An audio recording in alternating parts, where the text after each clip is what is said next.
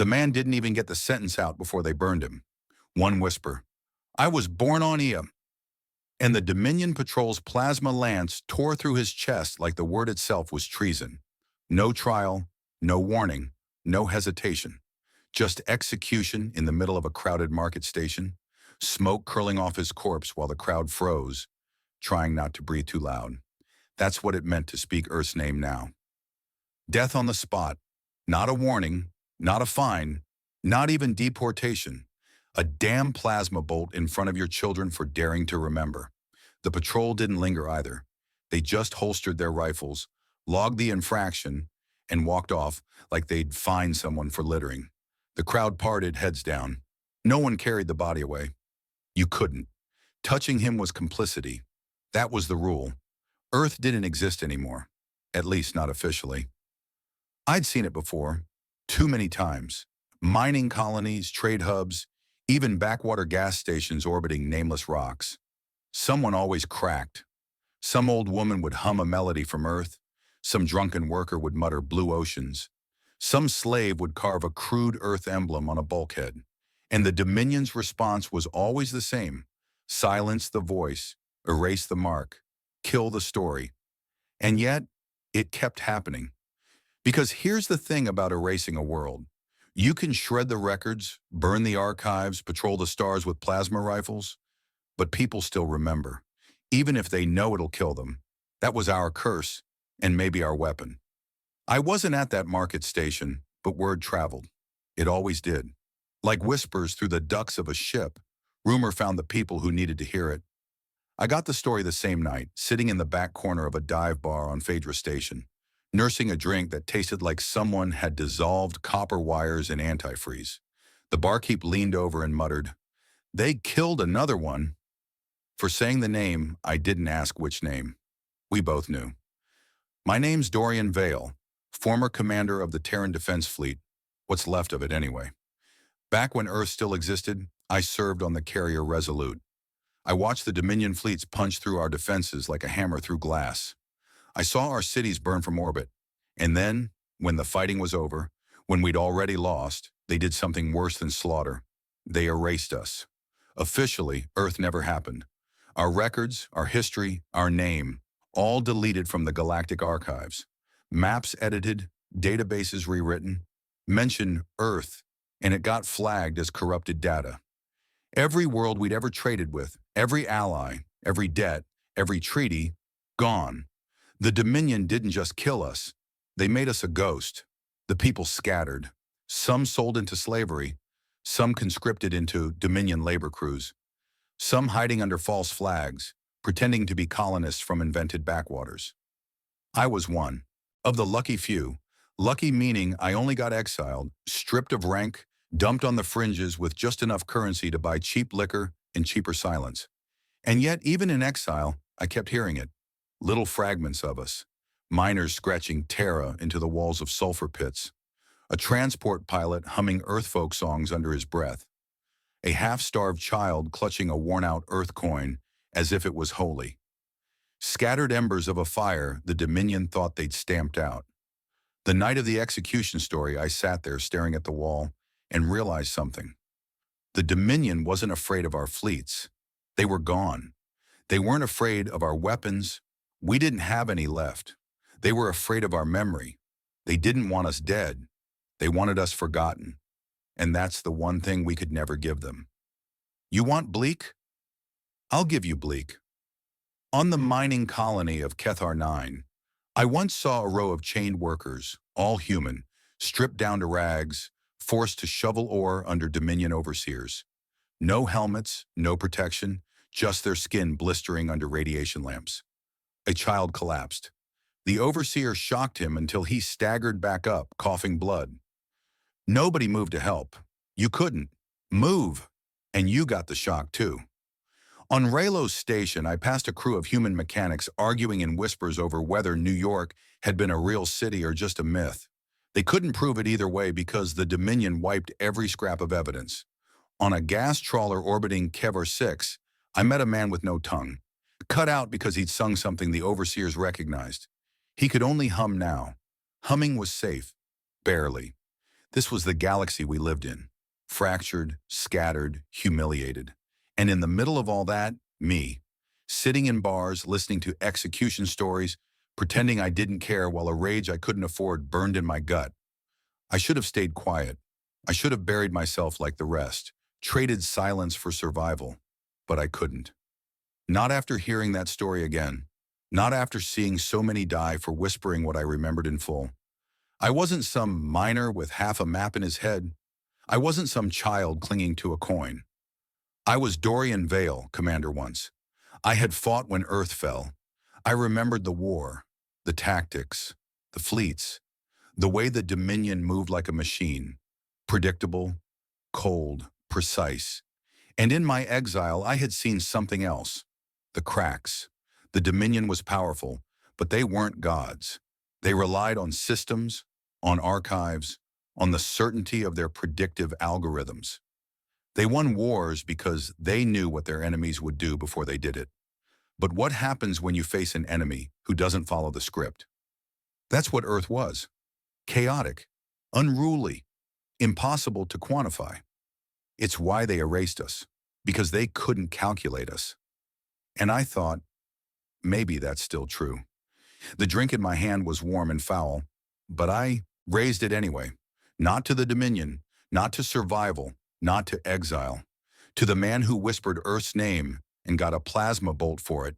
To the miners who scratched words into stone. To the child with the coin. To the ghosts they couldn't erase. The forgotten world wasn't gone. Not really. It was scattered, fractured, hiding. But it was still here, in us. And if the Dominion feared memory, then memory would be the weapon. That night, I stood up, walked out of the bar, and didn't look back, because whispers weren't enough anymore. Someone had to shout, and I knew it had to be me. You can't build a fleet out of ghosts, but damned if we weren't about to try.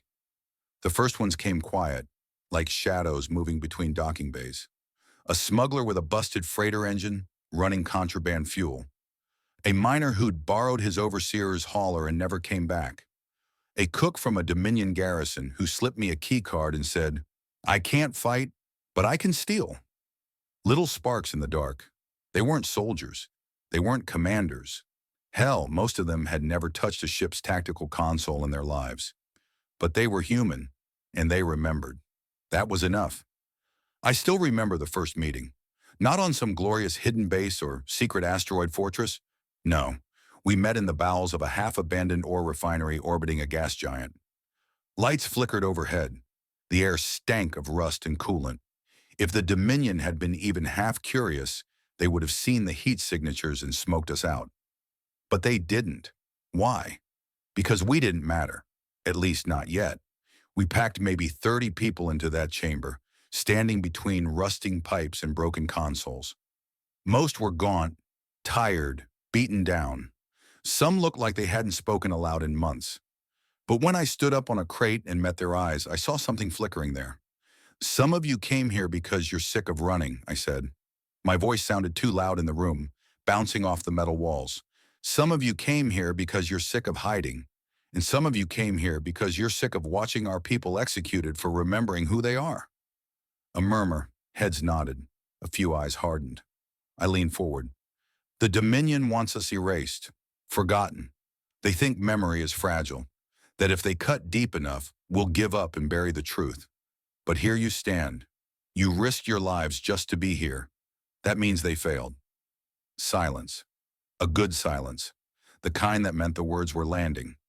They erased our world, but we're going to make them remember. That's when the silence broke. First a fist pounding on a pipe, then another, then the sound of boots stomping, hands clapping, people shouting. Not much, not organized, but real. A spark. We didn't have ships, not real ones anyway, but what we did have were scraps. The smuggler's freighter, the miner's hauler, a pair of stripped-down shuttles, barely spaceworthy, a bulk carrier that wheezed every time it tried to burn thrusters. Nothing you'd call a fleet, unless you were desperate, which we were. We stripped them down in secret bays, working shifts through the night. We stole fuel line by line, crate by crate, siphoned from Dominion depots when no one was watching. We bribed dock workers with smuggled Earth trinkets, coins, scraps of cloth, songs they'd never admit to knowing. One by one, pieces came together. It wasn't much. Engines coughed, hulls rattled. Shields. Forget it. If you sneezed too hard, some of those ships would have buckled. But they were ours. Not Dominion-owned, not Overseer-controlled. Ours. And for the first time since Earth burned, I felt it. A fleet. A damn fleet. Even if it looked like a scrapyard in motion. There was this one moment burned into me. We just powered up the first 5 ships. Freighter, hauler, 2 shuttles, the bulk carrier. They limped out of dock like drunks trying to walk a straight line. Sparks literally showered off one hull. Half the nav lights didn't work. But when they lined up side by side and I heard the comm chatter, human voices, free voices, unbroken voices, something inside me shifted. This wasn't just survival anymore. This was the beginning of a fight. I gathered the crew again, this time on the carrier's rusted deck. You could feel the engines humming through the floor, uneven but alive.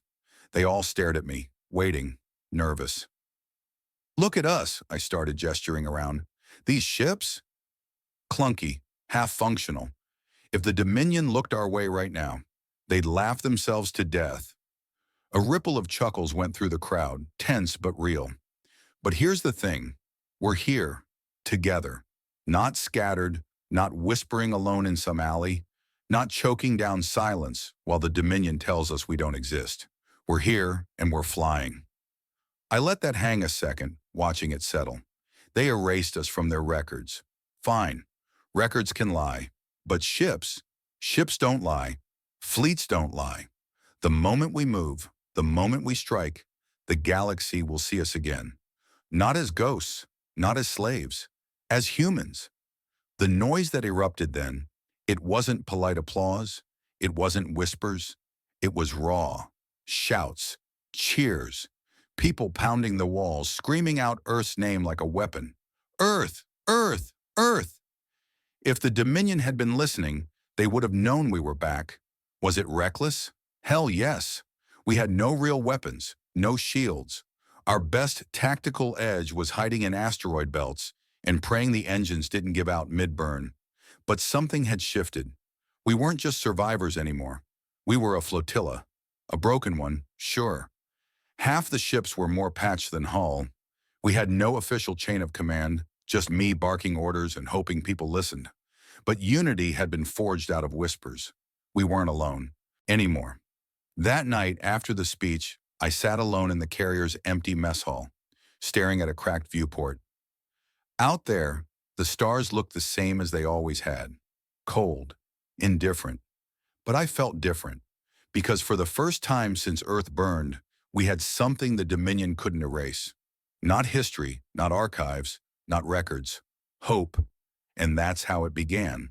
Not with fleets of shining warships, not with hidden arsenals or miracle tech. Just scraps. Just whispers. Just us. Sparks in the dark. And sparks, if you feed them right, can burn a whole empire down. We left the refinery like a pack of thieves. No parade, no banner, just engines coughing to life, and a lot of people pretending they weren't terrified.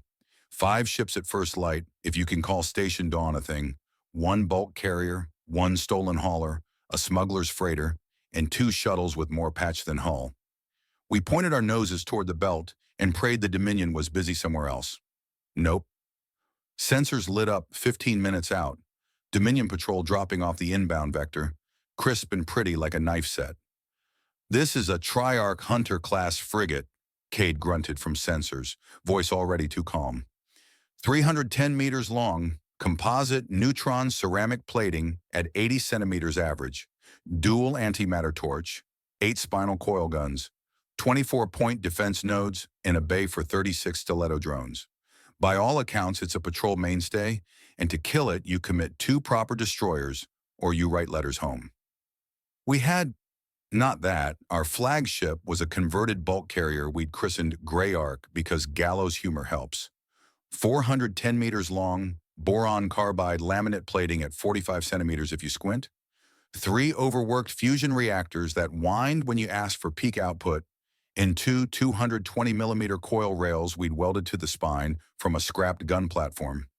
12 PD laser clusters rated serviceable if you love risk. Cargo holds full of ore we pretended were kinetic packages, and a bridge that rattled whenever someone walked too hard. Contact's got 2 scythe interceptors in tow, Bram added. 200 meters each, spinal beams, fast as sin. If they get inside our PD, they'll core us like fruit. The hunter blinked navigation lights that said, "Submit to inspection," in a dozen civilized dialects. We didn't answer. The interceptors fanned wide, weapons tracking. Predictive doctrine says you hold formation and make your case. Predictive doctrine gets you killed. Remember the rule one, I said, keeping my voice flat. We don't outgun, we outweird. Cade flashed a grin he didn't feel. Howler's hot. We'd spent weeks wiring the Grey Ark's comm mast into something no sane Navy would sign off on. A broad-spectrum emitter array feeding a stack of old translation chips trained on the messiest human data we could find, overlapping languages, contradictory time codes, sports commentary atop marching cadences, ship's clocks set to different epochs, star charts with deliberately flipped constellations. We didn't build it to talk. We built it to pollute. All boats, I said on tight beam. Real orders are on laser burst. Wideband is poison. No one listens to poison. A beat. 3 clicks back. Acknowledged. Howler, go.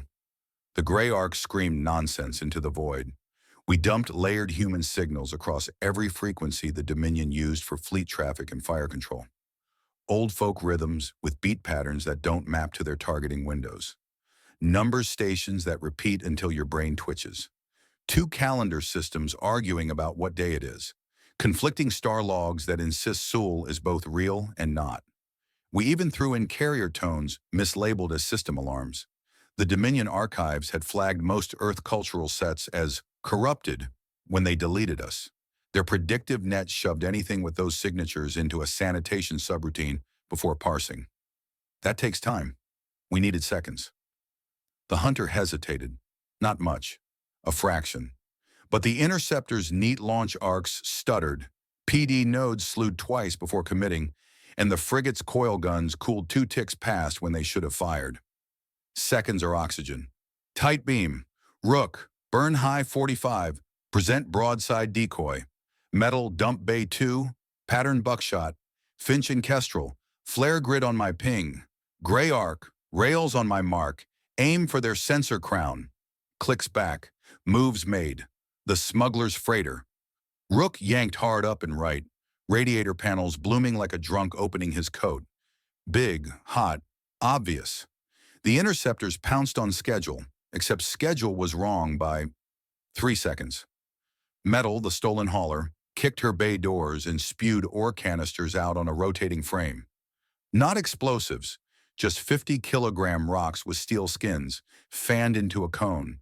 Interceptors trying to thread through a field like that either waste time or eat gravel. They ate. One scythe clipped a canister at 10 clicks and shredded its own nose in a glittering halo. The other banked out wide, and that was enough. Mark, I said. Grey Ark's rails bellowed. 2 heavy slugs rode a guidance nudge from the Finch's flare grid, and the Kestrel spoof bursts, then vanished into the hunter's sensor mast. 8 meters of delicate arrays perched above the armored bow. One round punched through and kept going. The other blossomed inside the crown. The frigate didn't die. It went blind in one eye and cross-eyed in the other. The hunter answered angry. Spinal coil guns spat white lines past our nose.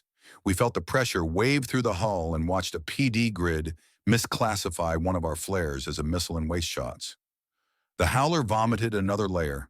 Contradictory status replies, half-translated maintenance notes, a weather report for a city that never existed. The frigate shuddered as its nets tried to decide what mattered. Rook, drop, I said. The freighter folded its radiators and fell back behind us, skin glowing. Metal, vector low, dump 2 more, then roll belly shields. Shields was generous. It had pallets welded under the hull that might keep micrometeors off. Bram swore into his collar and did it anyway. The hunter's remaining interceptor dove for metal on a beautiful kill vector. Finch popped out of nowhere, a shuttle with no right to play hero, and spit a string of flare decoys directly into the scythe's path. The shoestring PD logic on the interceptor twitched, real target or not, and slewed late. It still lanced the Finch's wing clean off. The shuttle spun, pilot Oren yelling one guttural curse, then steadied on reaction thrusters. Alive. Somehow. We got one shot back. The gray arc put a second pair of slugs into the hunter's radiator veins. Not a kill, but radiator geometry is life. Punch holes in the veins, and the frigate's captain has to choose between cooking his crew or scramming the reactor. He scrammed. Lights all down one side dimmed. Coil guns cooled. The howler kept singing its ugly song. Window, Cade said. Take it, I said. All boats burn for the belt. Tight beam only. If you hear anything on wideband, assume it's the enemy or us being stupid. We ran. Not elegant, not pretty. Metal limped with a spray of canisters still venting. Rook wheezed on a hot core. Finch spit air and lied about not leaking. Kestrel threw flares until the magazines rattled empty. The gray arc put her big slab of a hull between that hunter's half-blind guns and our broken little family and dared it to notice. It noticed, too late. The belt swallowed us, rocks and shadows and cold space that hates clean firing solutions. The hunter's drones chased to the boundary, then lost us in thermal noise and contradictory echoes. The frigate hung there, bleeding heat, comms nets still chewing on poison songs that said attack and hold, and this sector is down for maintenance all at once. We coasted dark behind a chunk of nickel iron big enough to hide a city and listened to our own breathing for a long time. Bram broke first, a short, ugly laugh. We just made them miss. Cade thumped the back of his chair. We did more than that. We punched a frigate and stole its lunch money. It's a scratch, I said, because someone had to be the adult. My hands were shaking anyway. We nicked one patrol on a good day with a tailwind. Jack spun in his harness, cheeks raw where the straps had bit. Commander, with respect, he pointed at the tactical replay drifting in hollow. The radiator hit, the blind sensor crown, the interceptor eating rock. That was a Dominion hunter and 2 scythes. We're 5 garbage cans with dreams and we walked away. That's not luck. That's something else. I let myself look then, not at the replay, at them. Men who'd come to me as whispers and showed up today as a crew. Smudged faces, wild eyes, that stupid little light inside people get when they taste a win and can't quite believe it. Yeah, I said finally, voice low. It's something else. I made myself say the line out loud, not for drama, but because the truth needed air. We can bleed them. No one cheered. Not the yelling kind. Not this time. Just hands on consoles, a few tight nods, a breath released by men who'd been holding it since Earth burned. Out there, the hunter was limping home to explain to its captain why a handful of erased ghosts had punched it in the face and vanished. We didn't celebrate. We fixed leaks. We put Orange Shuttle on the deck and welded a new wing from scaffolding. We inventoried ore because ore is ammo if you're shameless. We rotated the Gray Ark's coils because if we fried them, we were done. We ate protein bars that tasted like despair and pretended it was a feast. And when we finally spun the Gray Ark's nose back toward the dark, I felt something settle into place behind my ribs. Not confidence. Not yet. Just the knowledge that the Dominion's perfect line had a wobble in it now, and we knew where to press. The first skirmish wasn't glorious. It wasn't clean. It wasn't even much. But it was blood. And blood means the giant can fall. The Dominion didn't take long to notice. Word got out. One of their hunters limped home with a busted eye, a cracked lung, and a report that didn't add up. The crew swore they'd been ambushed by a coordinated raiding flotilla, but the logs were scrambled.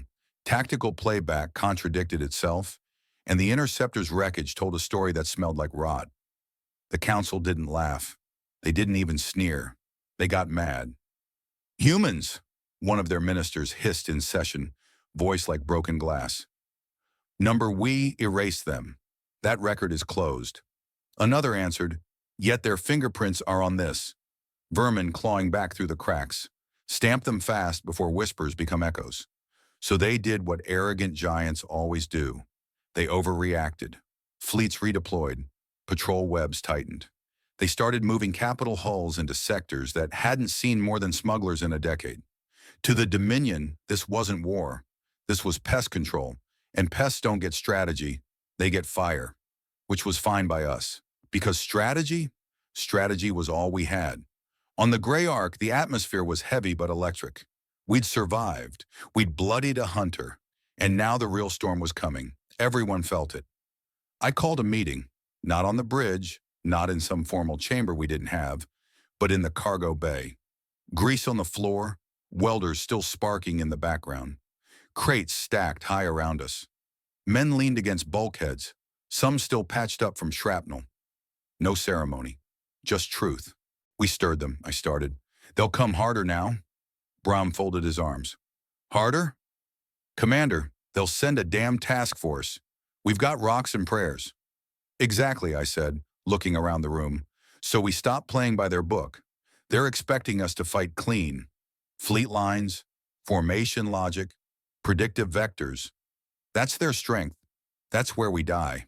So we don't play there. Cade raised an eyebrow. So where do we play? I tossed a small metal case onto the crate beside me. The captains leaned in. Inside were sealed orders, one packet for each ship. Thick paper, wax seals, old school like something out of a museum. No digital records, no signal encryption, just analog ink on fiber sheets. Every captain gets one, I said.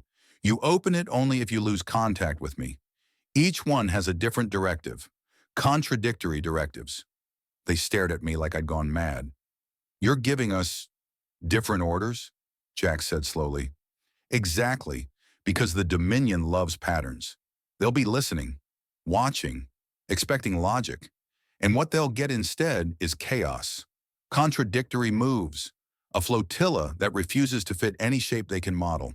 They'll never know if they're watching a breakdown or a trap. Bram squinted. But Commander, what if two ships collide on orders? What if we get in each other's way? I shrugged. Then we improvise. Better to crash because we were too unpredictable than burn, because they mapped us clean. Remember? Their AI doesn't choke on power. It chokes on contradiction. We give them contradiction until their teeth crack. The room went quiet. Not scared quiet. Thoughtful. Then Oren, the shuttle pilot who'd nearly died in the last skirmish, barked a laugh. So you're telling me the plan is no plan? Exactly, I said.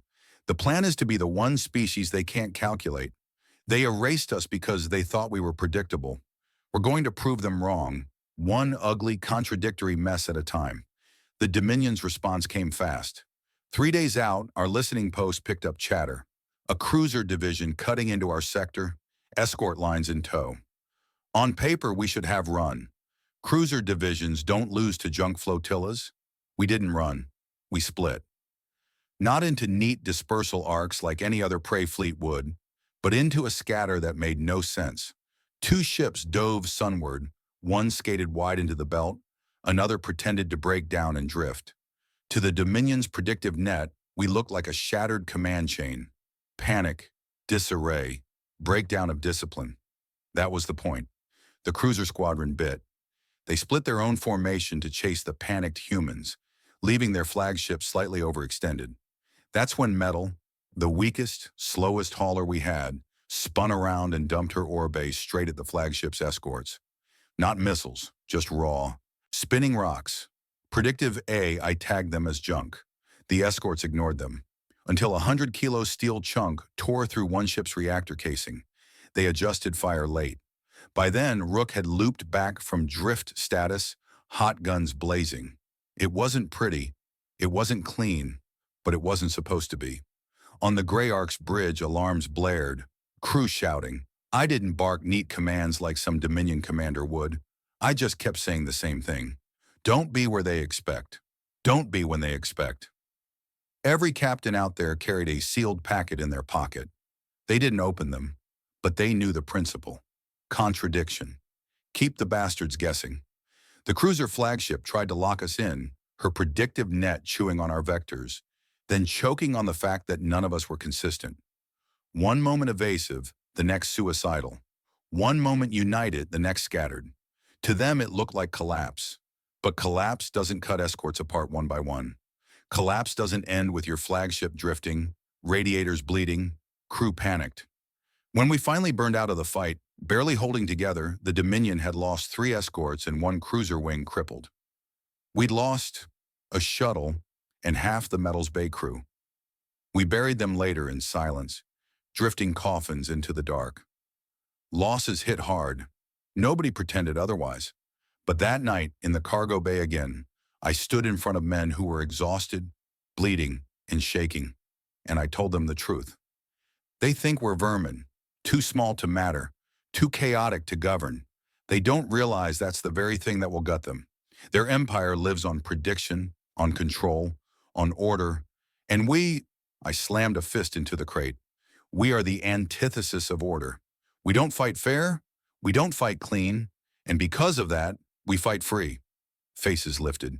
Not all, some were still mourning, but enough to matter.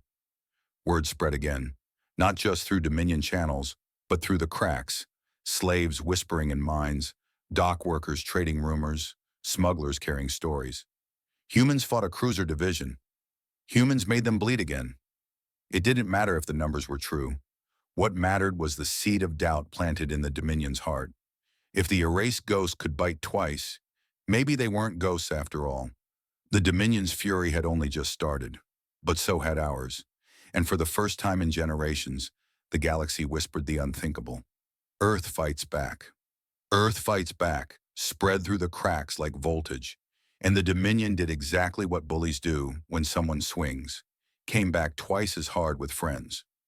They pushed a task group into the belt at dawn cycle, neat as a parade.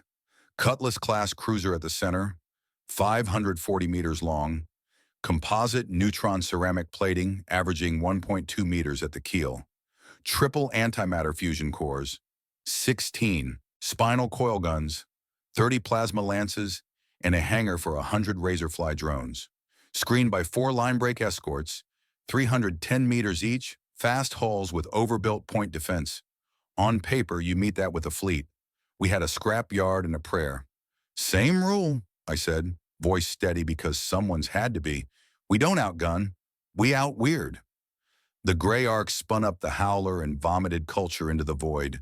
Contradictory star maps, time stamps that didn't exist, sports chants stacked on March cadences. Their predictive net hesitated, not much but enough. Rook, flash your radiators.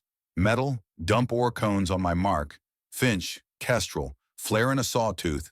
No hero turns unless they make a mistake. They didn't make mistakes. Not at first. The Cutlass rolled broadside and let the numbers talk. 2 escorts bracketed us with clean fire lanes. Razorfly drones poured out in a sheet. Metal opened bay doors and threw a storm of steel. 50-kilo canisters fanned like gravel from a god's hand.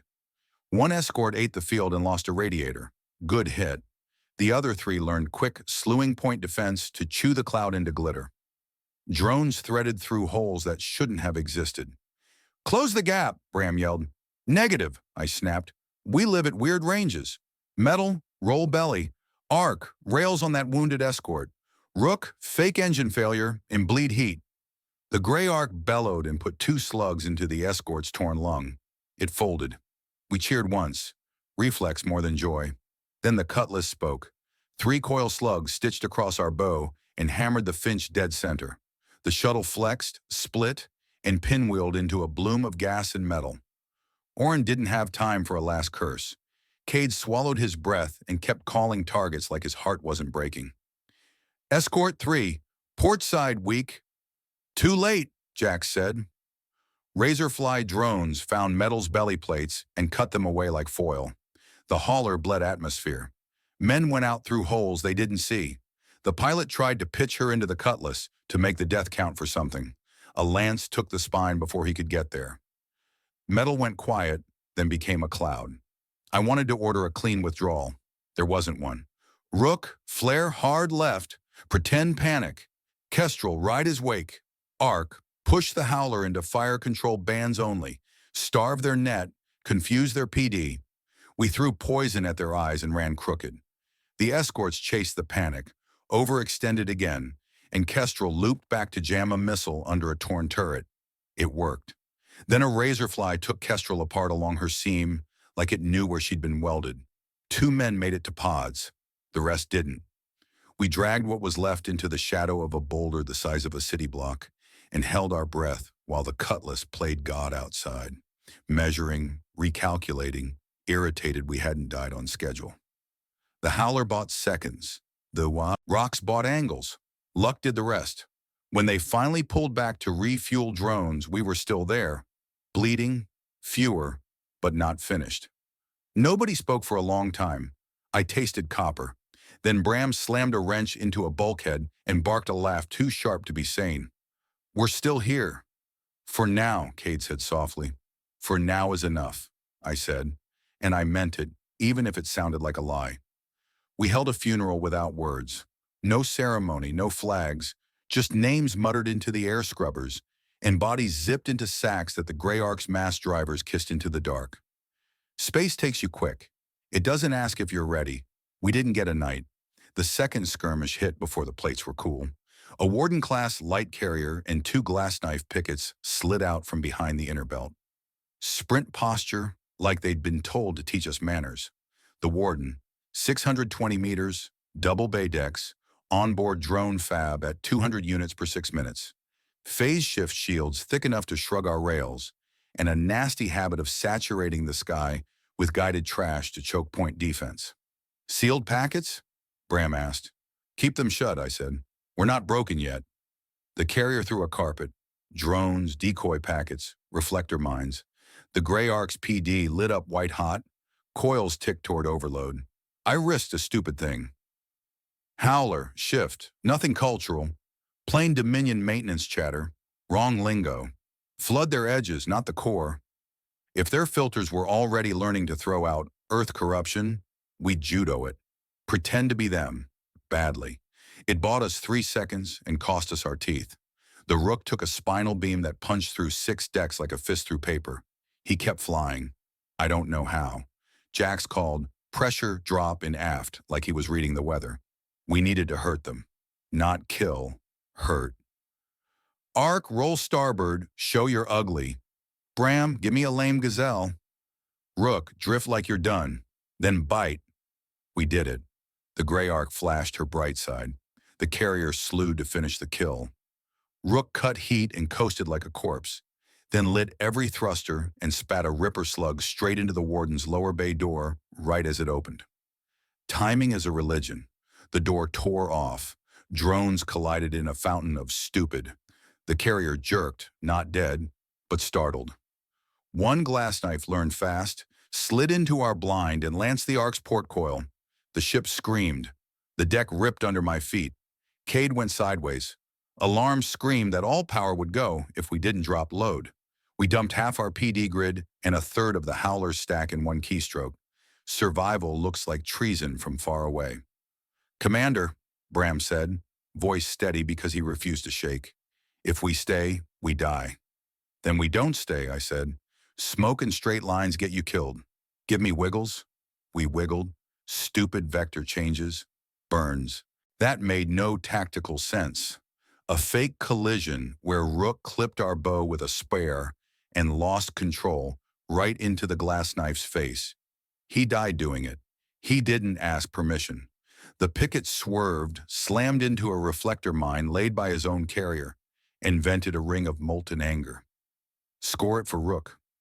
We left with 2 ships and a graveyard behind us. The carrier didn't chase. Maybe their doctrine said not to pursue cripples. Maybe they thought we'd stop mattering. Either way, we fell into black and kept falling until the stars steadied. Half the flotilla was gone. Not a phrase. A fact that sat like a stone in the throat. Metal. Dust. Finch. Gone. Kestrel. 3 survivors. Rook. Dead on his feet and then just dead. The Grey Ark. Alive. Limping. Lists of red on every console. In the mess that night, there weren't enough chairs to fill, and somehow that was worse than the blood. Men ate in silence because chewing gave their jaws something to do that wasn't shaking. Someone set an old coin on the table and pushed it back and forth with one finger, like he was keeping a planet rolling.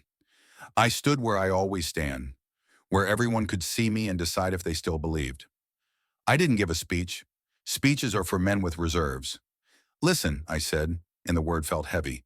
There's no spin tonight. We paid a price and then we paid again. We'll pay tomorrow too. That's the truth. I won't sell you victory. I'll sell you survival 1 hour at a time. Bram's eyes were red. Survival isn't a win. It is when an empire tells you you're not allowed to exist, I said. Every hour we keep breathing is a thing they swore would never happen. Every time their predictive net chokes on our noise is a crack in the story they wrote about us. Cade looked up. Then what's the plan? Same one, I said. Be the thing they can't solve. Scatter when they want lines. Strike when they want silence. If they expect logic, give them contradiction. If they expect we'll fight for glory, fight to live.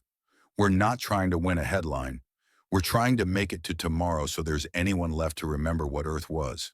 No cheers, just a few nods and the scrape of chairs. Men went back to work because grief doesn't patch holes. We welded the gray arc back together with plates from our dead. We painted names on the new armor because paint is cheap and forgetting is expensive.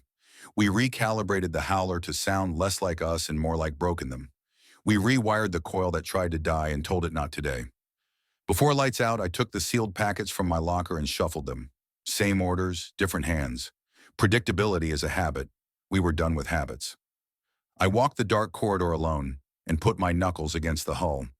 You can feel a ship's heart if you listen. It thumped back, weak, stubborn. Survival is victory, I told the metal, because sometimes you have to say it to believe it. We'll pay what it costs. The gray arc didn't answer. She just hummed. Outside, the belt slid by like a slow river of knives, and somewhere beyond it, a machine empire wrote our obituary again. Good. Let them keep writing. We'd keep making them cross it out. The Dominion didn't waste time licking wounds. Empires never do. They don't grieve the dead. They measure them, tally the cost, and then double the budget for the next hammer. And sure enough, 3 cycles after we crawled away from the Warden ambush, with our guts hanging out, they unveiled their big surprise. I was on the Grey Ark's command deck when the first image came in, grainy feed from a hacked survey probe near the Perseus rim. The room went quiet like a coffin. The thing on screen made every ship I'd ever seen look like a toy. A kilometer of pure Dominion arrogance. Dreadnought class.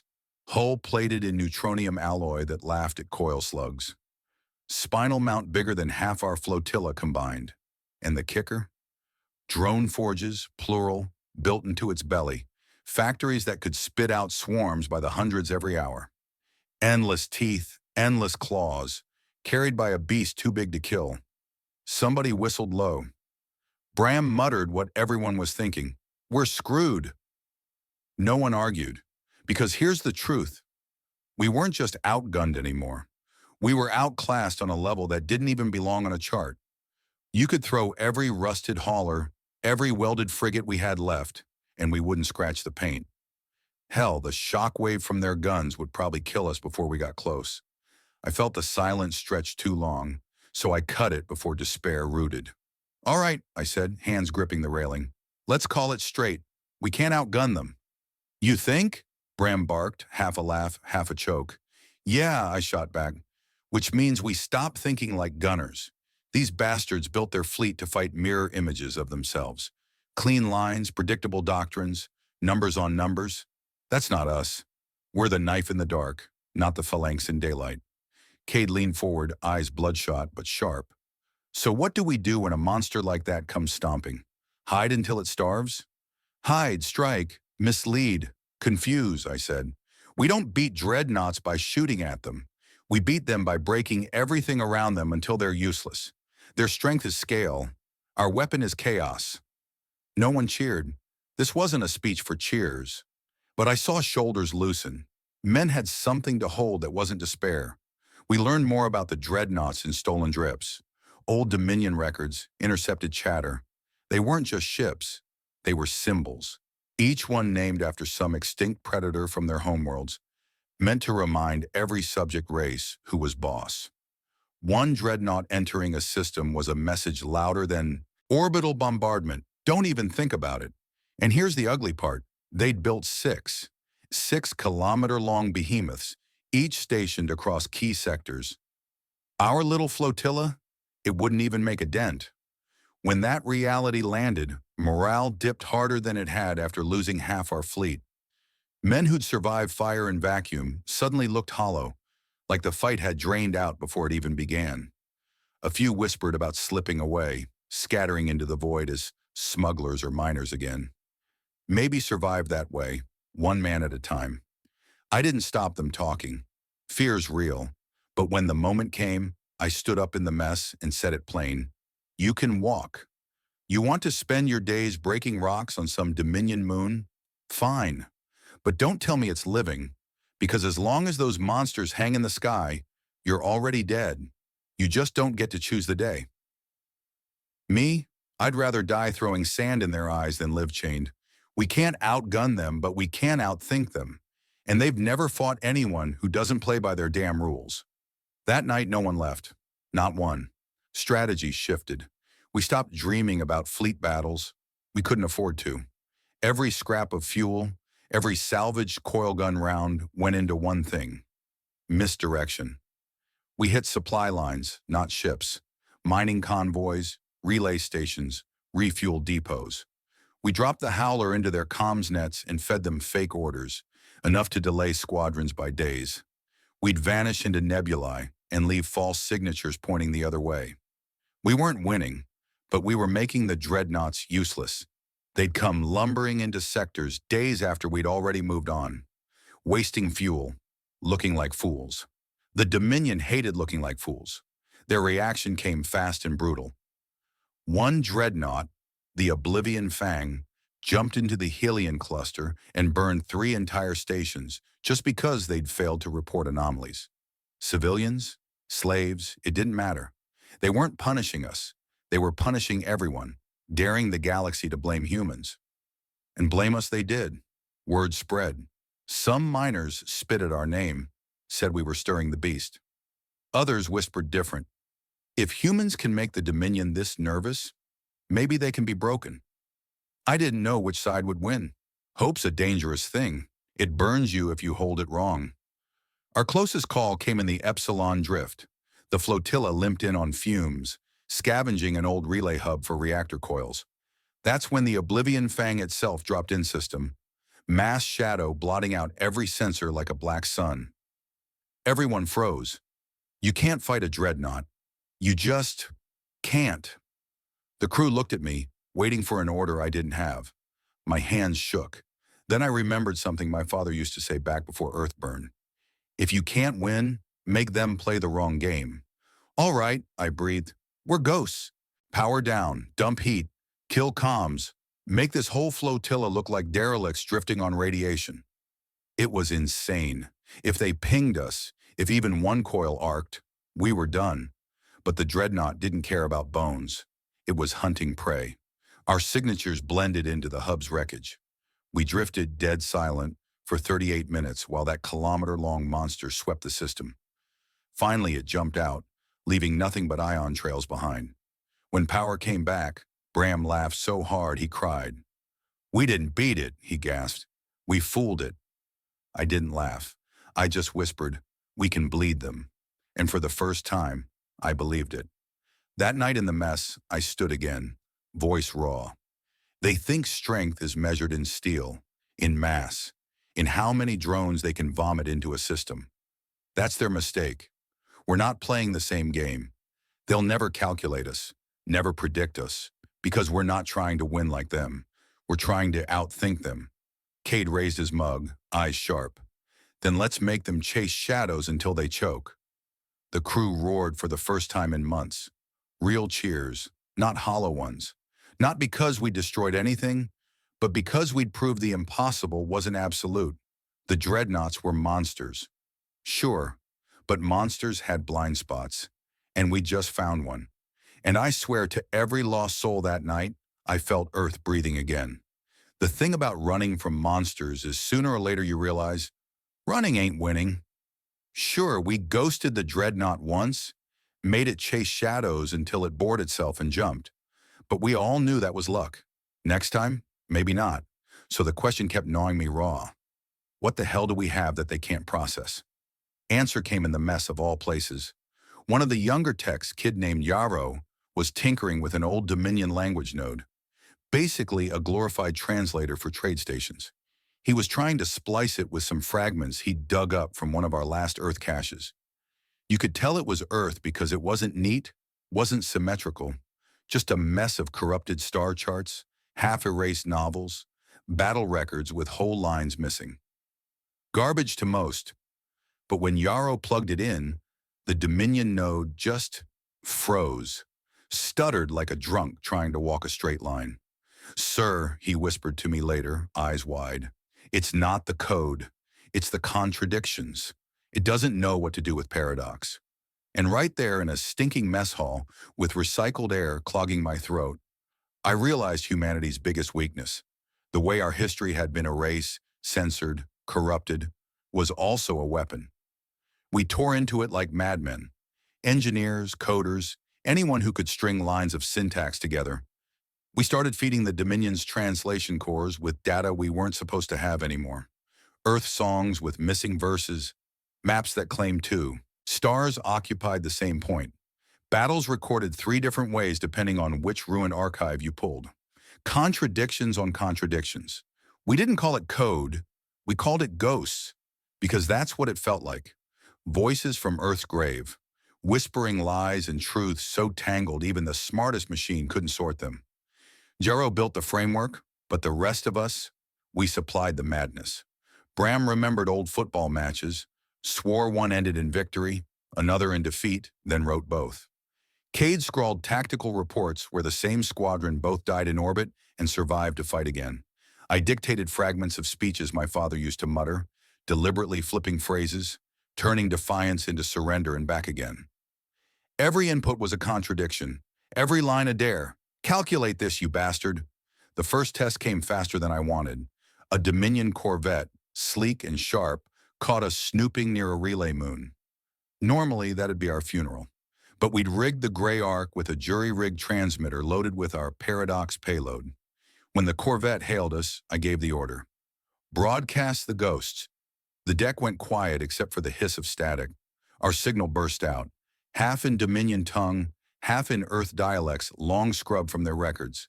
Contradictory star charts, battle reports that couldn't exist, songs spliced backward and forward at once. On the screen, the Corvette's posture shifted. First, its lights flickered. Then it stopped maneuvering. Its thrusters burned uneven, stalling it mid-turn. For 10 eternal seconds, it just sat there, frozen like a puppet with its strings tangled. Then its drives sputtered, shields collapsed, and the Corvette drifted dead in space. Not destroyed, not blown apart, just gagged, like the ghost had crawled inside its brain and tied every wire into knots. We didn't cheer right away, too scared it was a trick. But when the silence stretched, Bram barked out a laugh, so hard it broke the tension.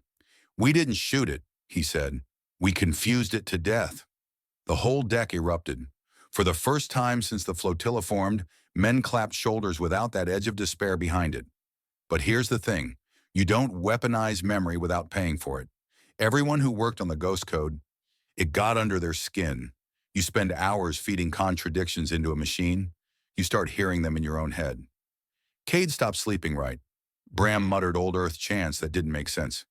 Even I caught myself saying my father's words backwards, like I wasn't sure anymore which was the truth. Weaponizing memory cuts both ways. We all knew it, but none of us cared, because suddenly, for the first time since Earth burned, we had a tool that was ours and ours alone. The Dominion couldn't copy it, couldn't patch it. You can't fix what you can't understand. Later that night, I gathered the crew, not just captains, everyone, engineers, gunners, cooks.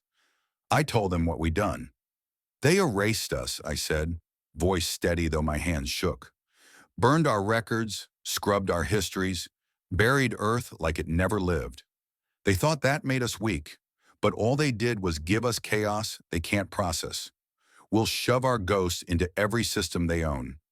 We'll make their machines choke on the memories they tried to kill. We'll remind them, I slammed my fist into the table. We're still here. The room roared. Men who'd been too tired to even lift a mug screamed themselves hoarse. Not because we were suddenly stronger than the Dominion, but because, for once, the fight wasn't just about survival. It was about revenge, about memory, about making them choke on the very thing they tried to erase. The next few weeks became a frenzy. Every ship carried a payload of contradictions now. Some captains called it ghost fire. Others just whispered chaos. The flotilla stopped being a ragtag collection of fugitives and started to look like something worse, an infection. We'd slip into a sector, seed our paradoxes, and vanish. Dominion patrols stumbled over their own signals. Predictive models started clashing. Orders contradicted themselves mid-battle.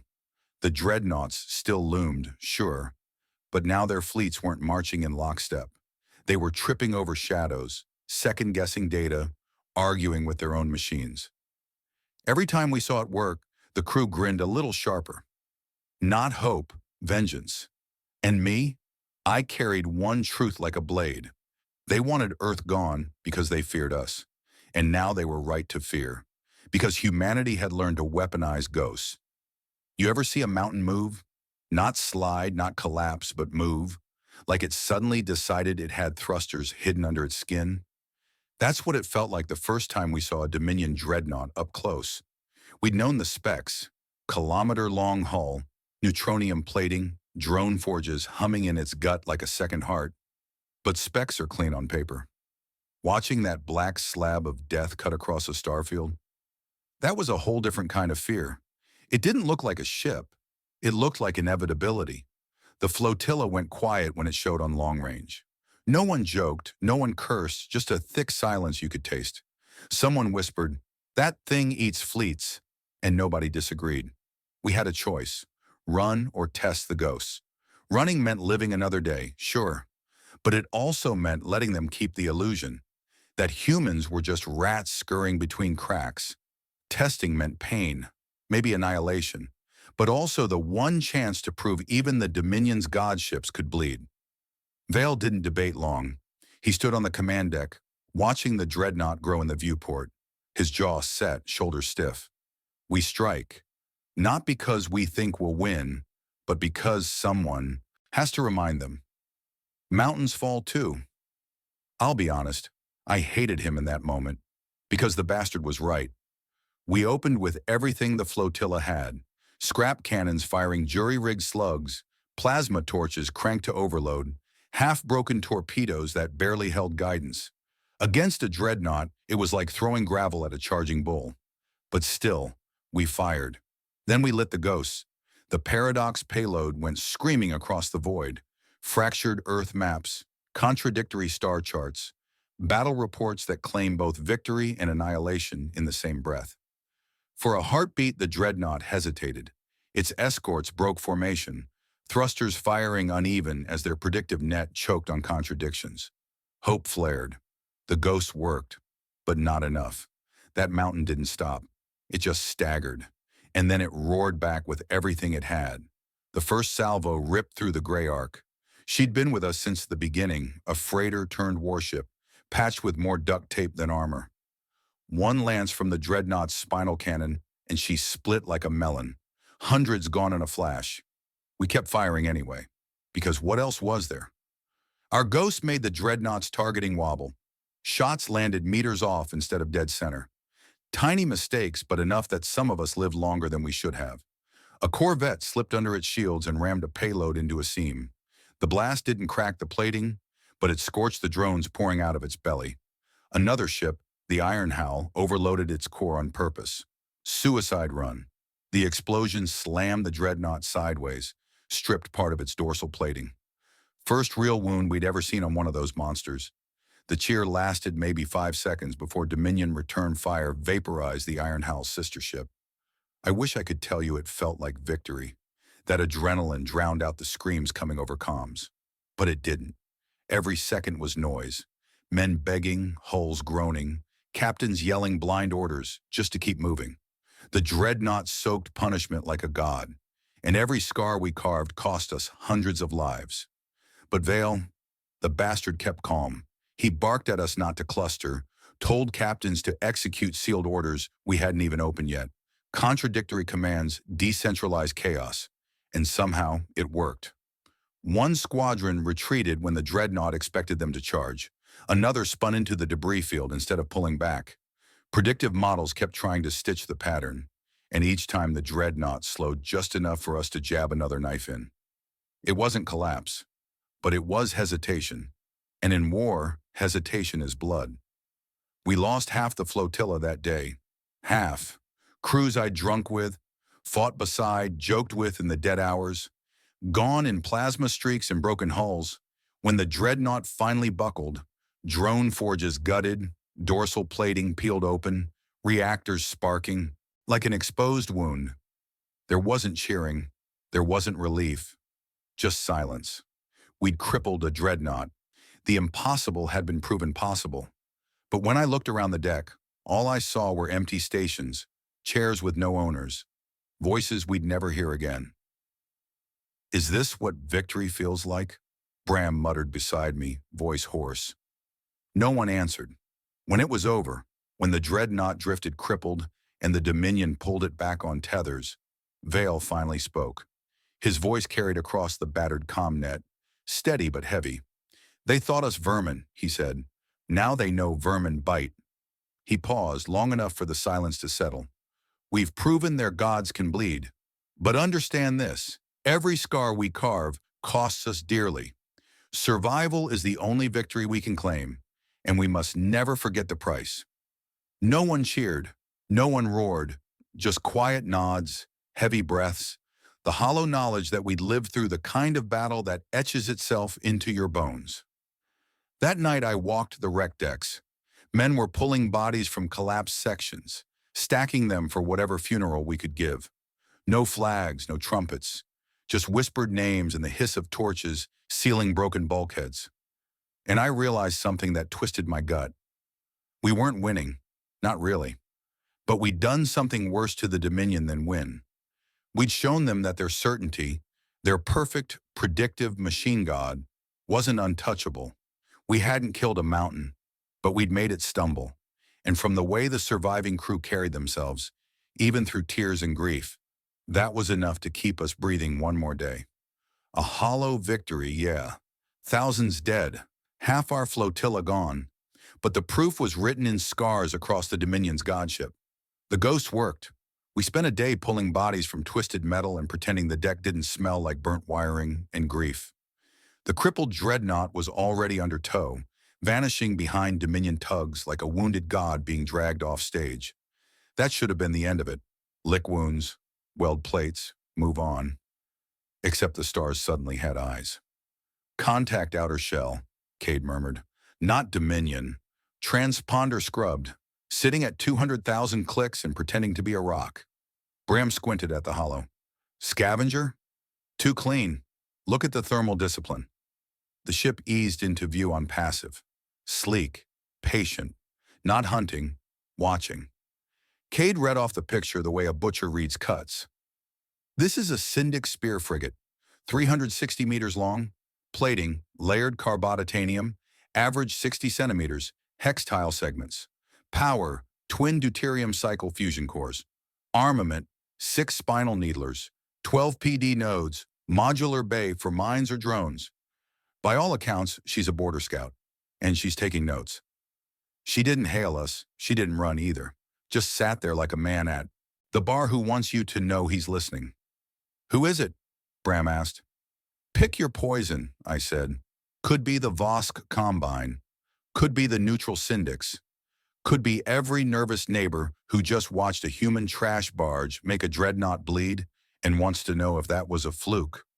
Or if we're contagious," Cade added. We pretended not to see them. That charade lasted 10 minutes. Then 3 more shadows slid in. Different heats, different hull habits, same behavior. Silent, watching. The comms board ticked. "Leaked whisper," Cade said, eyebrows up. "Tight beam between the watchers, not to us. Translate." He listened, jaw working. Two lines stand out. One, they weaponized nonsense. Two, maybe they broke inevitability. Bram snorted. Good, let 'em choke on both. I didn't smile. Attention is a blade with two edges. When vermin become interesting, you either get allies or exterminators with better aim. The next day, gifts arrived that didn't call themselves gifts.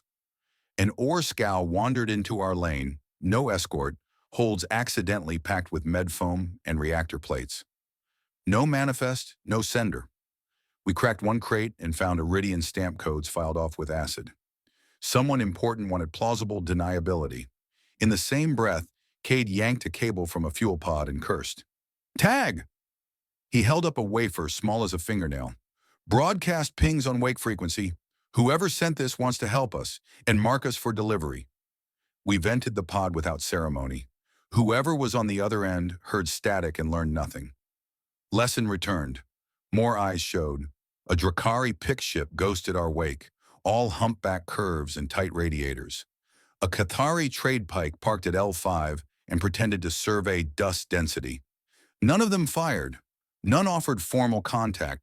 They just watched the ghosts they'd been told didn't exist. Out on the fringe, something heavier settled into the dark. Cade whistled low. Arbiter's hull. They've sent a monitor. He pushed numbers across the hollow. This is an Arbiter monitor cruiser. 740 meters length. Plating, tungsten lattice, 1.5 meters along the spine. Power, tri-core fusion backed by 0-point buffer. Armament, 12 spinal projectors, 24 lances, full spectrum jamming, and court-grade recording suites. Role, show up when empires argue about rules. So we're a case file now, Bram muttered. Yeah, I said. Exhibit A, humans versus deletion. We got our first face that night. Grainy, eyes like a tired predator, crest band dull with age. He didn't give a name, just a single sentence through a courier drone that docked and undocked like it was allergic to us. Provisional advice, the alien said.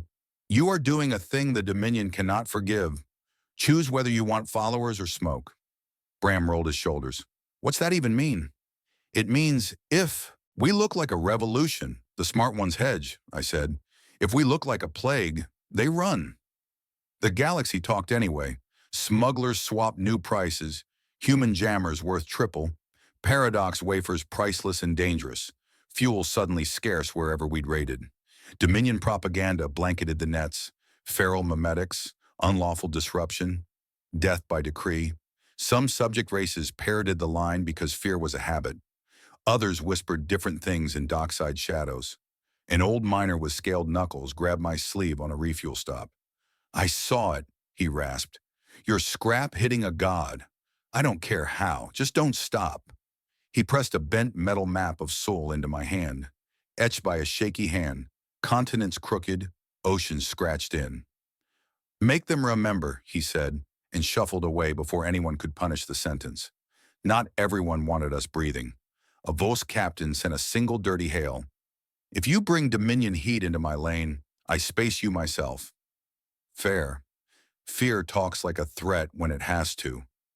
On day 3 of being interesting, the Arbiter's monitor finally moved. 2 degrees, nothing dramatic, just enough to show we weren't the only ones with nerves. The big hull didn't broadcast law. It broadcast certainty. We're recording. History is happening here. Good, Bram said. Let history watch us steal its pen. We needed fuel and plates more than we needed philosophy. The flotilla was held together by faith and welds, and faith doesn't stop leaks. I put the crew to work and kept the speeches short. Head up, mouths shut, I told them. No swagger. We're not heroes, we're evidence. Do your job like the whole galaxy is taking notes, because it is. The watchers kept coming. A Seraph relay cutter drifted past, the kind that can spoof 100 comm signatures. A Union Lancer loitered at the edge of our sensor bubble with weapons cold and sensors hot. Even a Tri-Spire cartel tug cruised by with a hold big enough to hide a destroyer. Every one of them kept their distance and recorded us patching plates with names painted on them. We got our first offer, if you can call it that, from a syndic broker who never showed his face. Trade fuel for technique. he said through a scrambled relay. We don't want your weapon, just the theory. Tell him we don't sell ghosts, Bram growled. I told him we don't teach ghosts either. You don't hand the galaxy a match and then complain about the fire. Dominion noticed the attention and turned the volume up. They started labeling Paradox payloads as mimetic war crimes, which was rich coming from the people who erased a planet. Patrols got jumpier. Drones fired at shadows.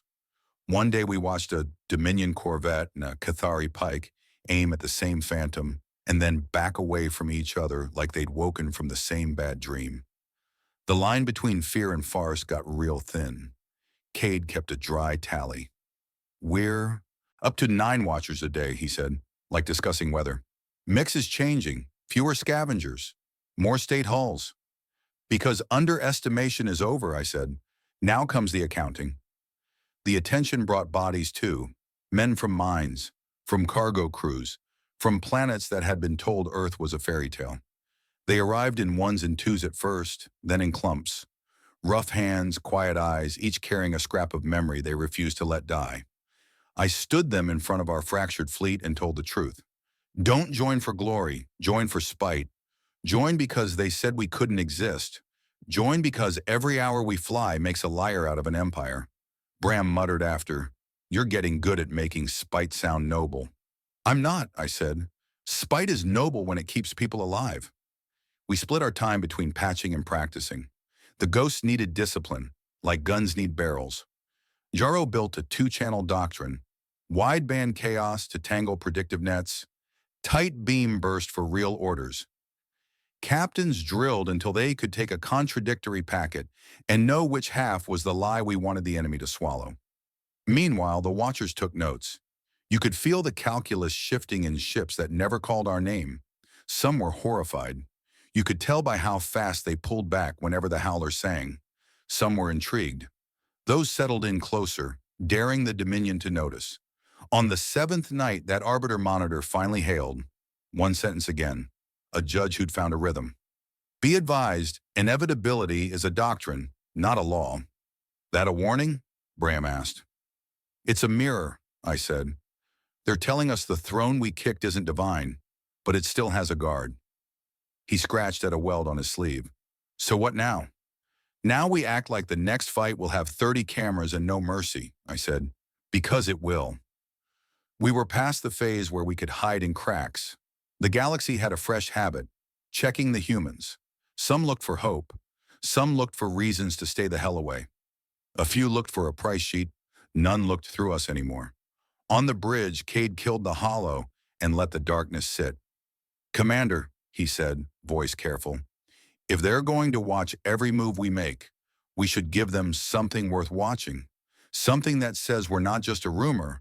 They're either with us or in our way. I stared at the roster. Ships half welded, men half slept, ghosts stacked like blades. The next step wasn't subtle. It was a statement. Then we build a fleet that can't be ignored, I said. Call the caches. Call the smugglers who don't scare easy. Every hull that can hold atmosphere gets a slot. We'll give the watchers a name for it so they can whisper properly. Bram grinned like a man who'd picked a fight with a storm. What do you call a pile of rust that refuses to die? Atlas, I said, because we're done being carried. He held out his hand as if to shake the word. I took it.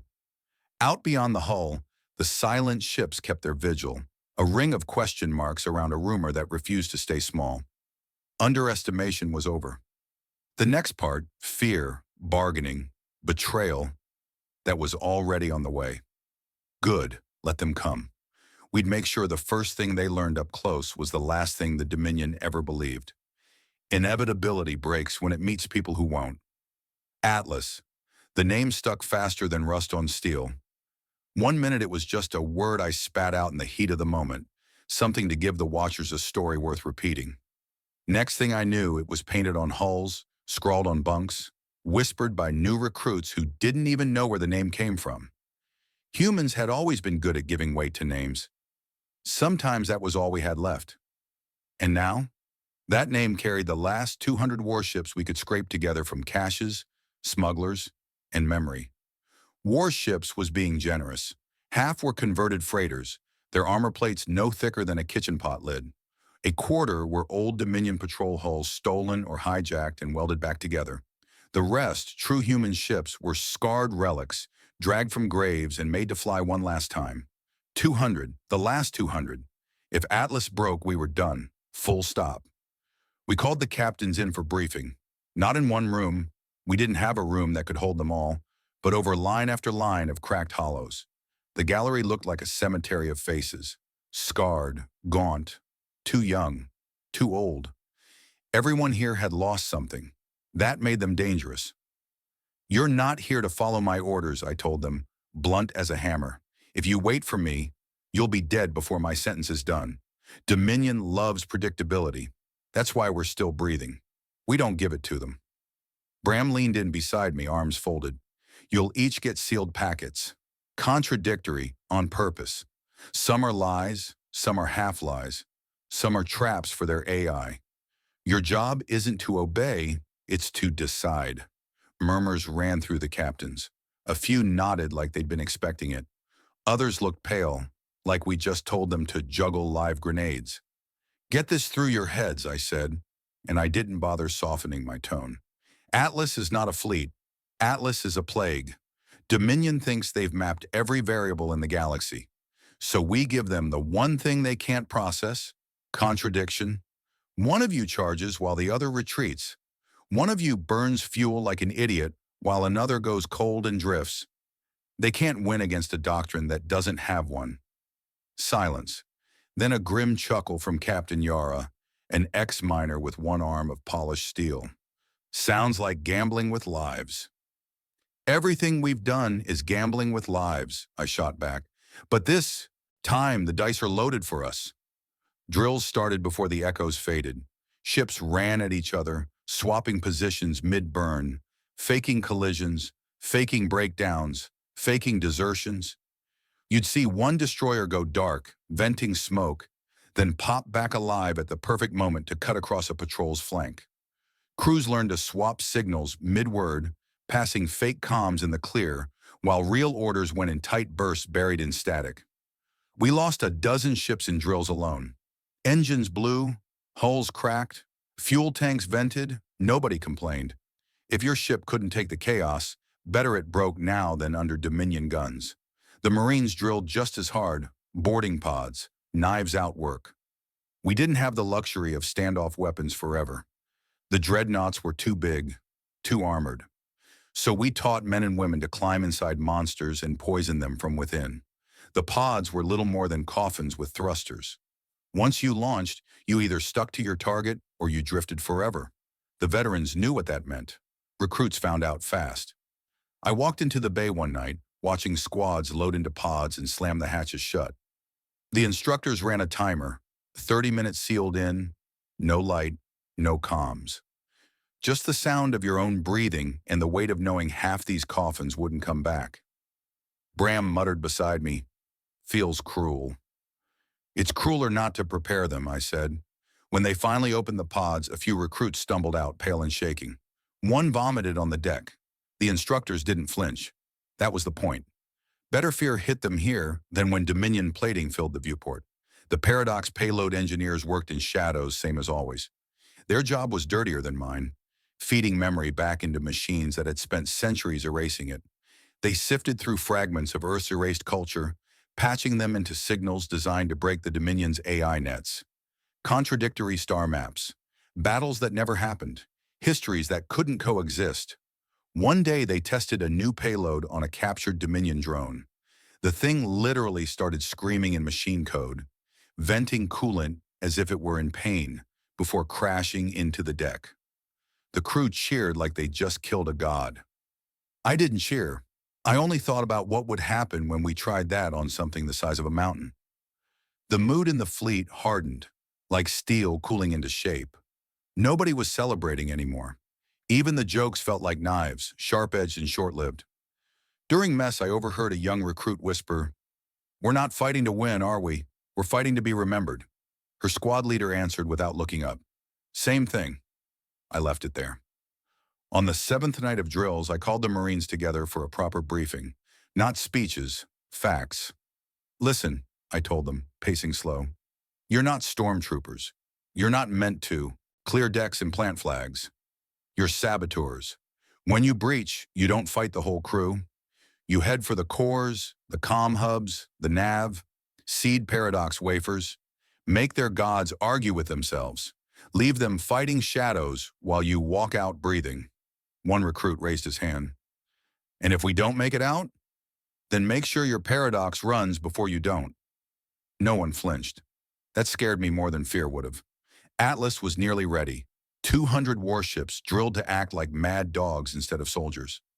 Boarding crews who already knew they were ghosts wearing skin. Paradox payloads stacked in crates like poisonous fruit. But the truth hung in the air like smoke. This was it, our last reserve. There was no plan B. If Atlas shattered, humanity went back to being whispers and ashes. Cade summed it up better than I could one night as we stared out at the half-lit hulks drifting in formation. "You know what this feels like?" he said. "Feels like standing on a cliff, and the only way forward is down." "And?" I asked.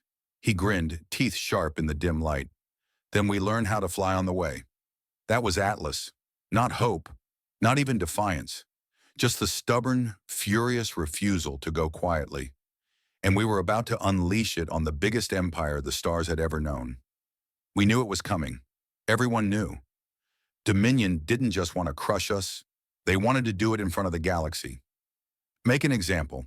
A lesson in fire and ash. This is what happens to vermin who think they can resist inevitability. And so they gathered. Epsilon Eridani, fourth planet, mining hub, crossroads of trade lanes, was chosen for the stage. Dominion pulled fleets from 3 sectors, stacked them like bricks. Hundreds of capital ships, thousands of escorts, dreadnoughts at the center like gods of war, their kilometer-long shadows stretching across the system, and us, 200 battered warships carrying the last hope of Earth. Atlas. We didn't hide. We jumped in right on their doorstep. The view slammed into every viewport at once. The Dominion Armada stretched across the void like a wall of steel. Perfectly aligned, symmetrical down to the last escort wing. Every ship slaved to predictive AI.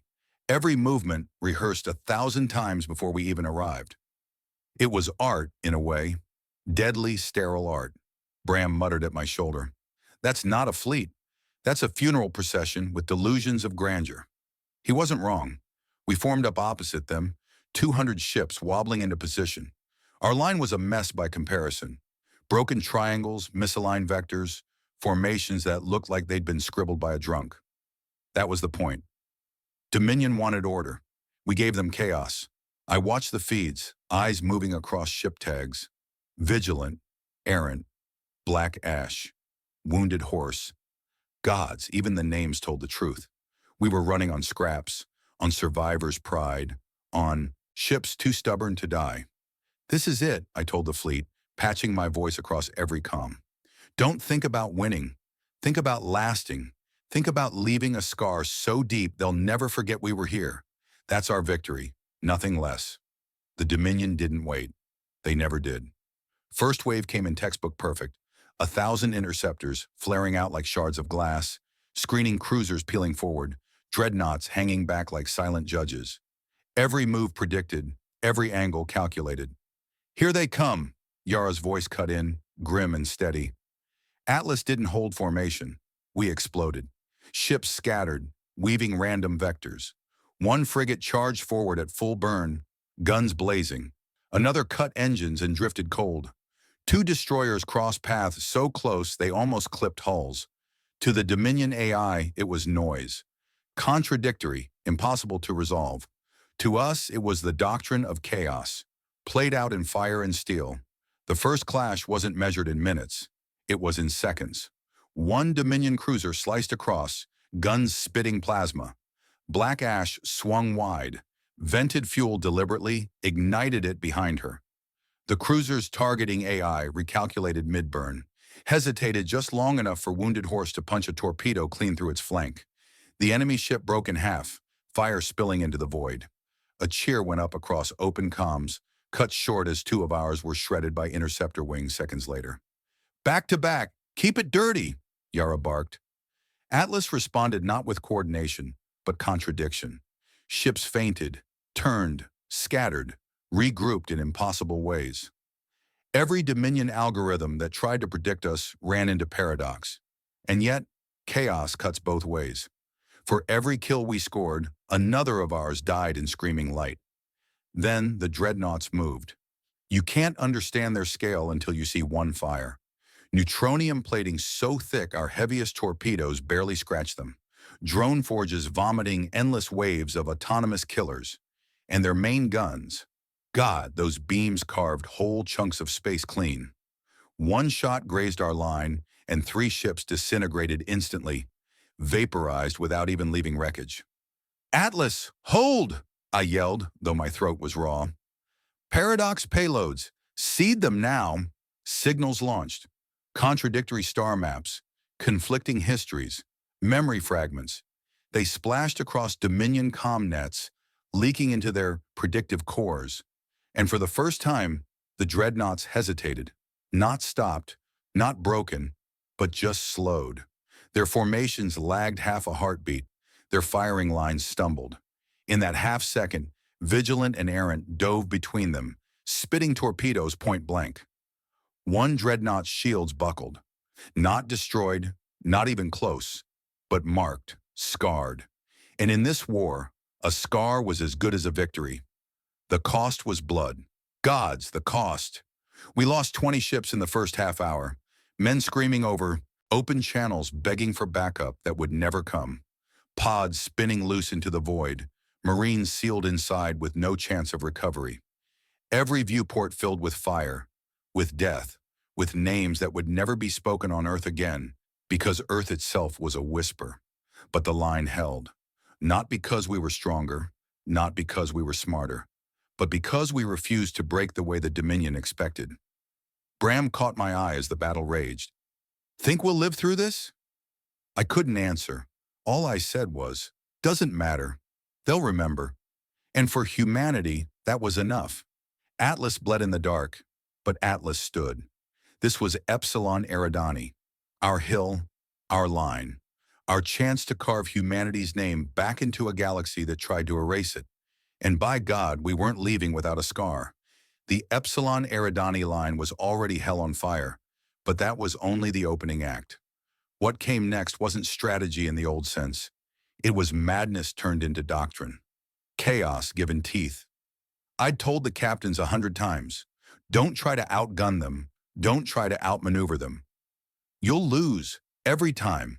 The Dominion wrote the book on that. Our play was to rip the book to shreds and burn the pieces in front of them. And so the order went out. Unleash chaos, all of it. What that meant in practice. Ships did things no sane commander would even consider. The frigate Errant went nose first into a cruiser's shields, rammed clean through until both vessels broke apart in a halo of debris. The Dominion AI hadn't even written ramming into its predictive files. It was too primitive, too stupidly human. The destroyer Hound's Mercy spun its reactors to overload, dumped phantom emissions across 3 separate vectors, and went dark. Dominion's tracking course split itself in circles, trying to reconcile whether Hound's Mercy was at coordinate A, B, or C, just long enough for Mercy to punch an entire missile rack into the exposed engines of a battleship before she tore herself in half from stress. Everywhere contradictions bloomed. Ships that should have been fleeing suddenly turned to charge. Ships broadcasting distress retreats blasted full burn into enemy formations. Human comm chatter deliberately overlapped with false orders, contradictory signals, and nonsense strings of ancient Earth languages. It was chaos by design, chaos weaponized, and the overmind lagged. The Dominion AI wasn't broken yet, but you could see it stutter. Firing solutions misaligned. Cruiser wings failed to cover gaps. Entire fleets drifted half a second behind their perfect schedules. Half a second in a battle like this was a century. We hit them wherever the cracks opened, even if it meant tearing ourselves apart to do it.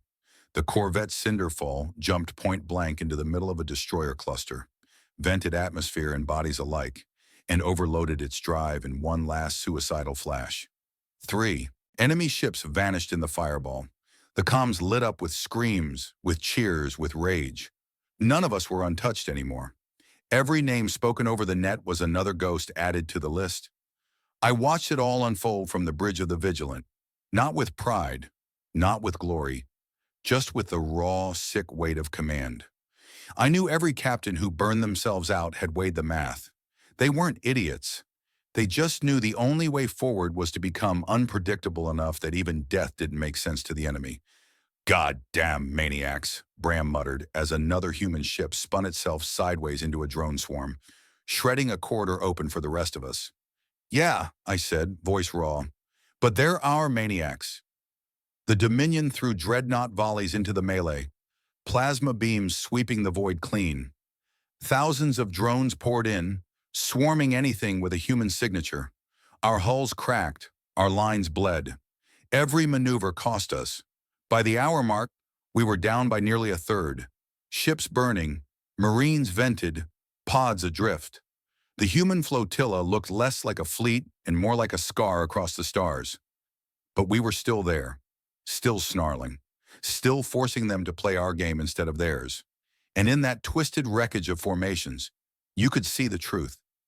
The Dominion was scared, not of our guns, not of our ships, but of the fact that we didn't obey any pattern. You can't win chess when the other side keeps knocking the board over and punching you in the throat. "Status of the Overmind?" Yara's voice snapped in over the line, her ship drifting on one remaining engine. "Lagging, just lagging," I answered. "Not enough." Not yet, but it was starting. You could feel it. Their timing was breaking down, their perfect symmetry fraying. Dominion captains who had lived their entire lives obeying predictive perfection were suddenly exposed, naked without the AI's certainty guiding them.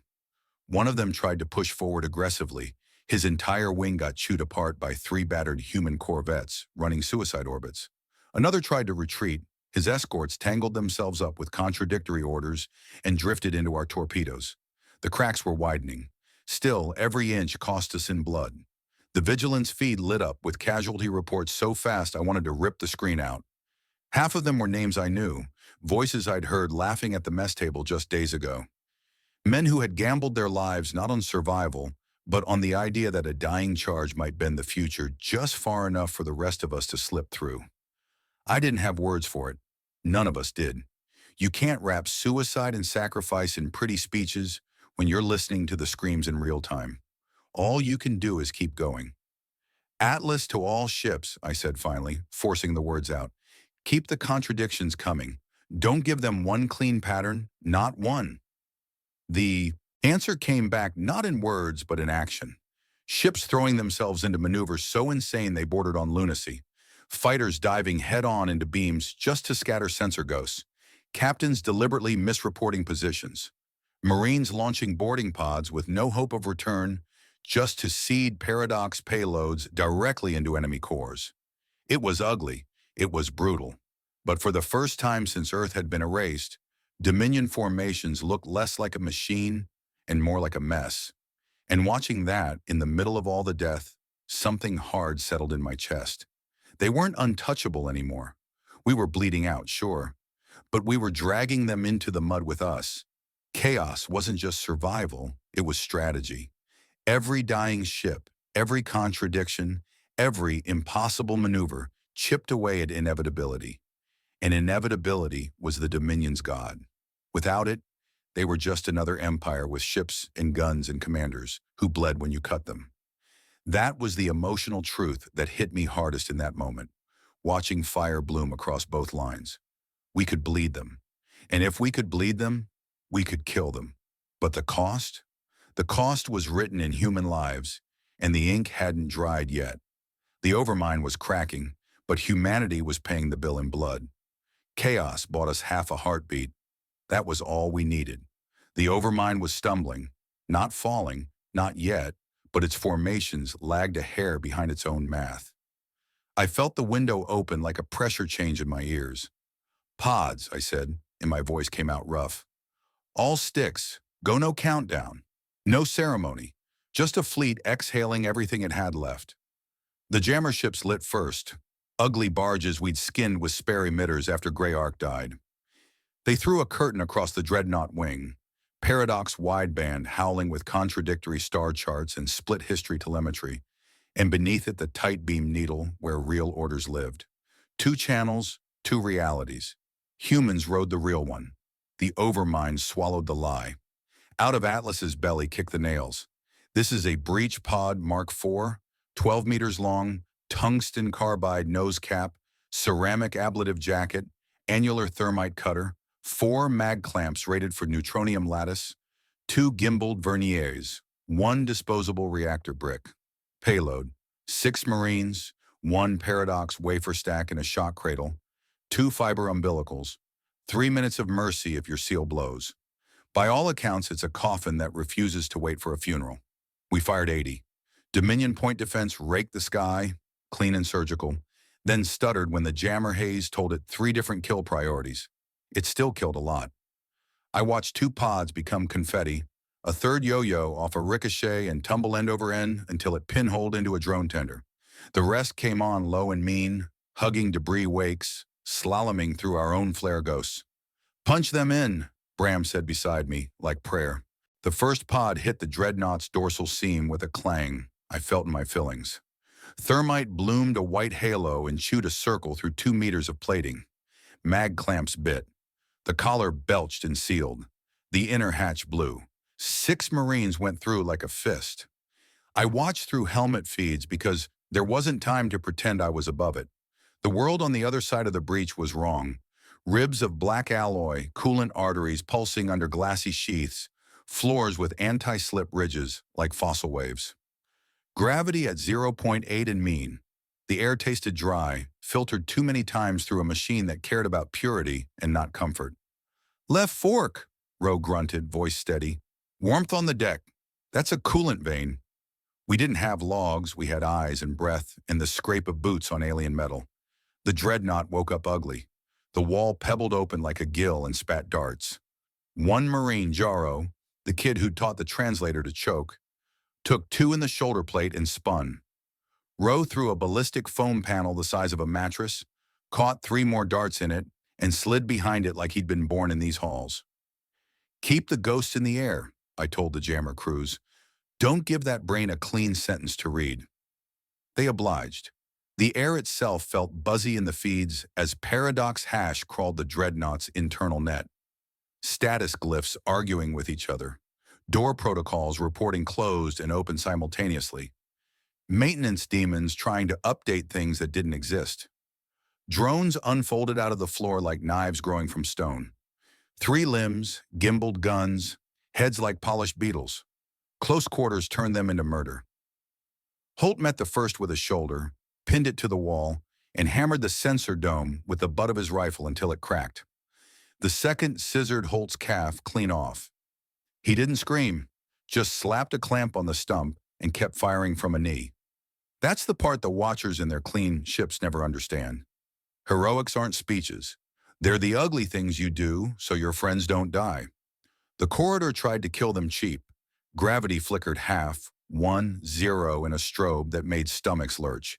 The men clicked boots and crawled through it, waving chaff fans that threw glittering threads into the air to blind the hall's lighters. Atmosphere dropped thin. They went to rebreathers without breaking stride. A shutter slammed down from the ceiling like a guillotine. Rook jammed his rifle into the seam, popped the mag in the jam, and blew the door to a stutter. Mace slid under. Rook didn't. The shutter found purchase and came down like God's palm. We said his name once and didn't say it again. "Nodes north," Rose said, visor painting a spine on the far bulkhead. "You smell the coolant?" I did, even through their mics. Sweet and sharp. A brain needs blood. We followed the warmth.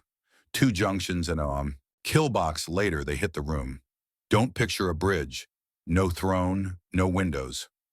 Core chamber, circular, racks bowed inward, crystalline slabs with light crawling their edges, coolant trenches breathing slow, the air vibrating on a frequency that made my molars hum. In the center, a hex mass wrapped in fiber and arrogance. Semantic spine, where the dreadnought listened to the universe and decided what you were going to be next. Dead, usually. "Umbilicals," Rose said. 2 Marines unspooled fiber like silk ropes and stabbed interface barbs into maintenance ports that weren't designed to be touched by anything with hands. The ports tried to pinch them out. The Marines hammered them home with knife flats. Mace cracked the cradle and lifted the brick. The Theta stack looked nothing like a weapon, obsidian wafers with veins of dull light worming through them. Contents, contradictory proverbs in dead tongues, split history battle logs, map overlays that assert mutually exclusive realities, jokes that never resolve, wrapped in a forged signature that said routine maintenance. Nothing to see here. "You sure it won't eat us first?" Mace asked, because gallows humor keeps hands from shaking. "Plug it," I said, because hesitation kills faster than drones. They slotted the brick. The room's light shifted half a tone, like a cloud past a sun in a place where suns don't exist. Somewhere far away, a firing cadence changed. The dreadnought noticed the thorn. The room tried to kill them for it.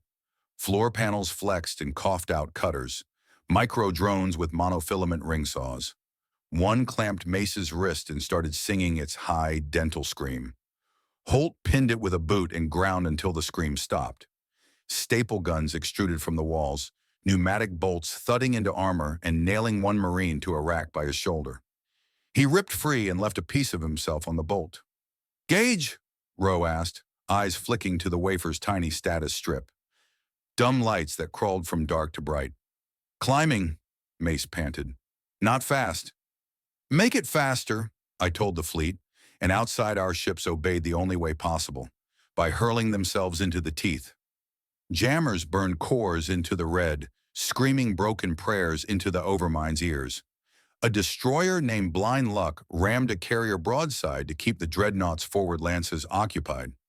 Every second cost us metal and men. Every second nudged another blue light awake. "Company," Holt grunted.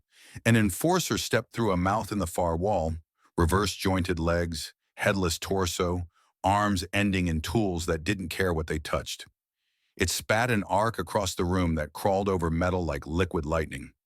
A Marine went stiff, then slack. Rowe put 3 slugs into the thing's joints. It staggered. Mace shoved a stick of thermite where its hip didn't want anything, and let chemistry argue with engineering. Blue marched. The wafer pulsed. The dreadnought flailed, cutting links, slamming port gates. The payload smiled like a liar with the right badge and walked through anyway. "Last square," Mace said, voice small in the big hum. "Then get out," I said, and we tried to steal back what we'd thrown into hell. The corridor wasn't the same corridor. The dreadnought had folded it. New angles where flat used to be, doors where hallway. Our men stopped trying to understand and started trusting the plan we'd drilled until it hurt. When in doubt, go straight. Rowe burned 2 meters of alloy with his torch, while Holt covered, shooting at shapes that might have been drones or nerves. A shutter came down again. No rifle to jam this time. Mace slid the empty cradle into the seam and wedged it like a doorstop. "Go," he said. "Move it," Holt growled, not looking back. "I said go," Mace repeated, and when they did, he pulled a pin and showed the shutter what sacrifice buys you. The blast kicked the door up a hand's width. Rowe and Holt rolled through. Not 3. Helmet feeds static and came back. No one said the name. You don't stack ghosts while you work. Pods yanked them like fish on hooks. One bounced, tumbled, slammed its own collar reconnect, and held with a noise like a jaw breaking. Another never got the chance. The hall behind it folded into shapes meat can't use. "Package is in," Rowe breathed when the clamps bit home. "Tell me we didn't just die for a pretty light show." Out the viewport, the dreadnought twitched. Not theater. A beam tracked, lost itself, and burned empty dark. Drone swarms paused mid-arc, not because they were shy, but because something in the backbone was arguing with itself.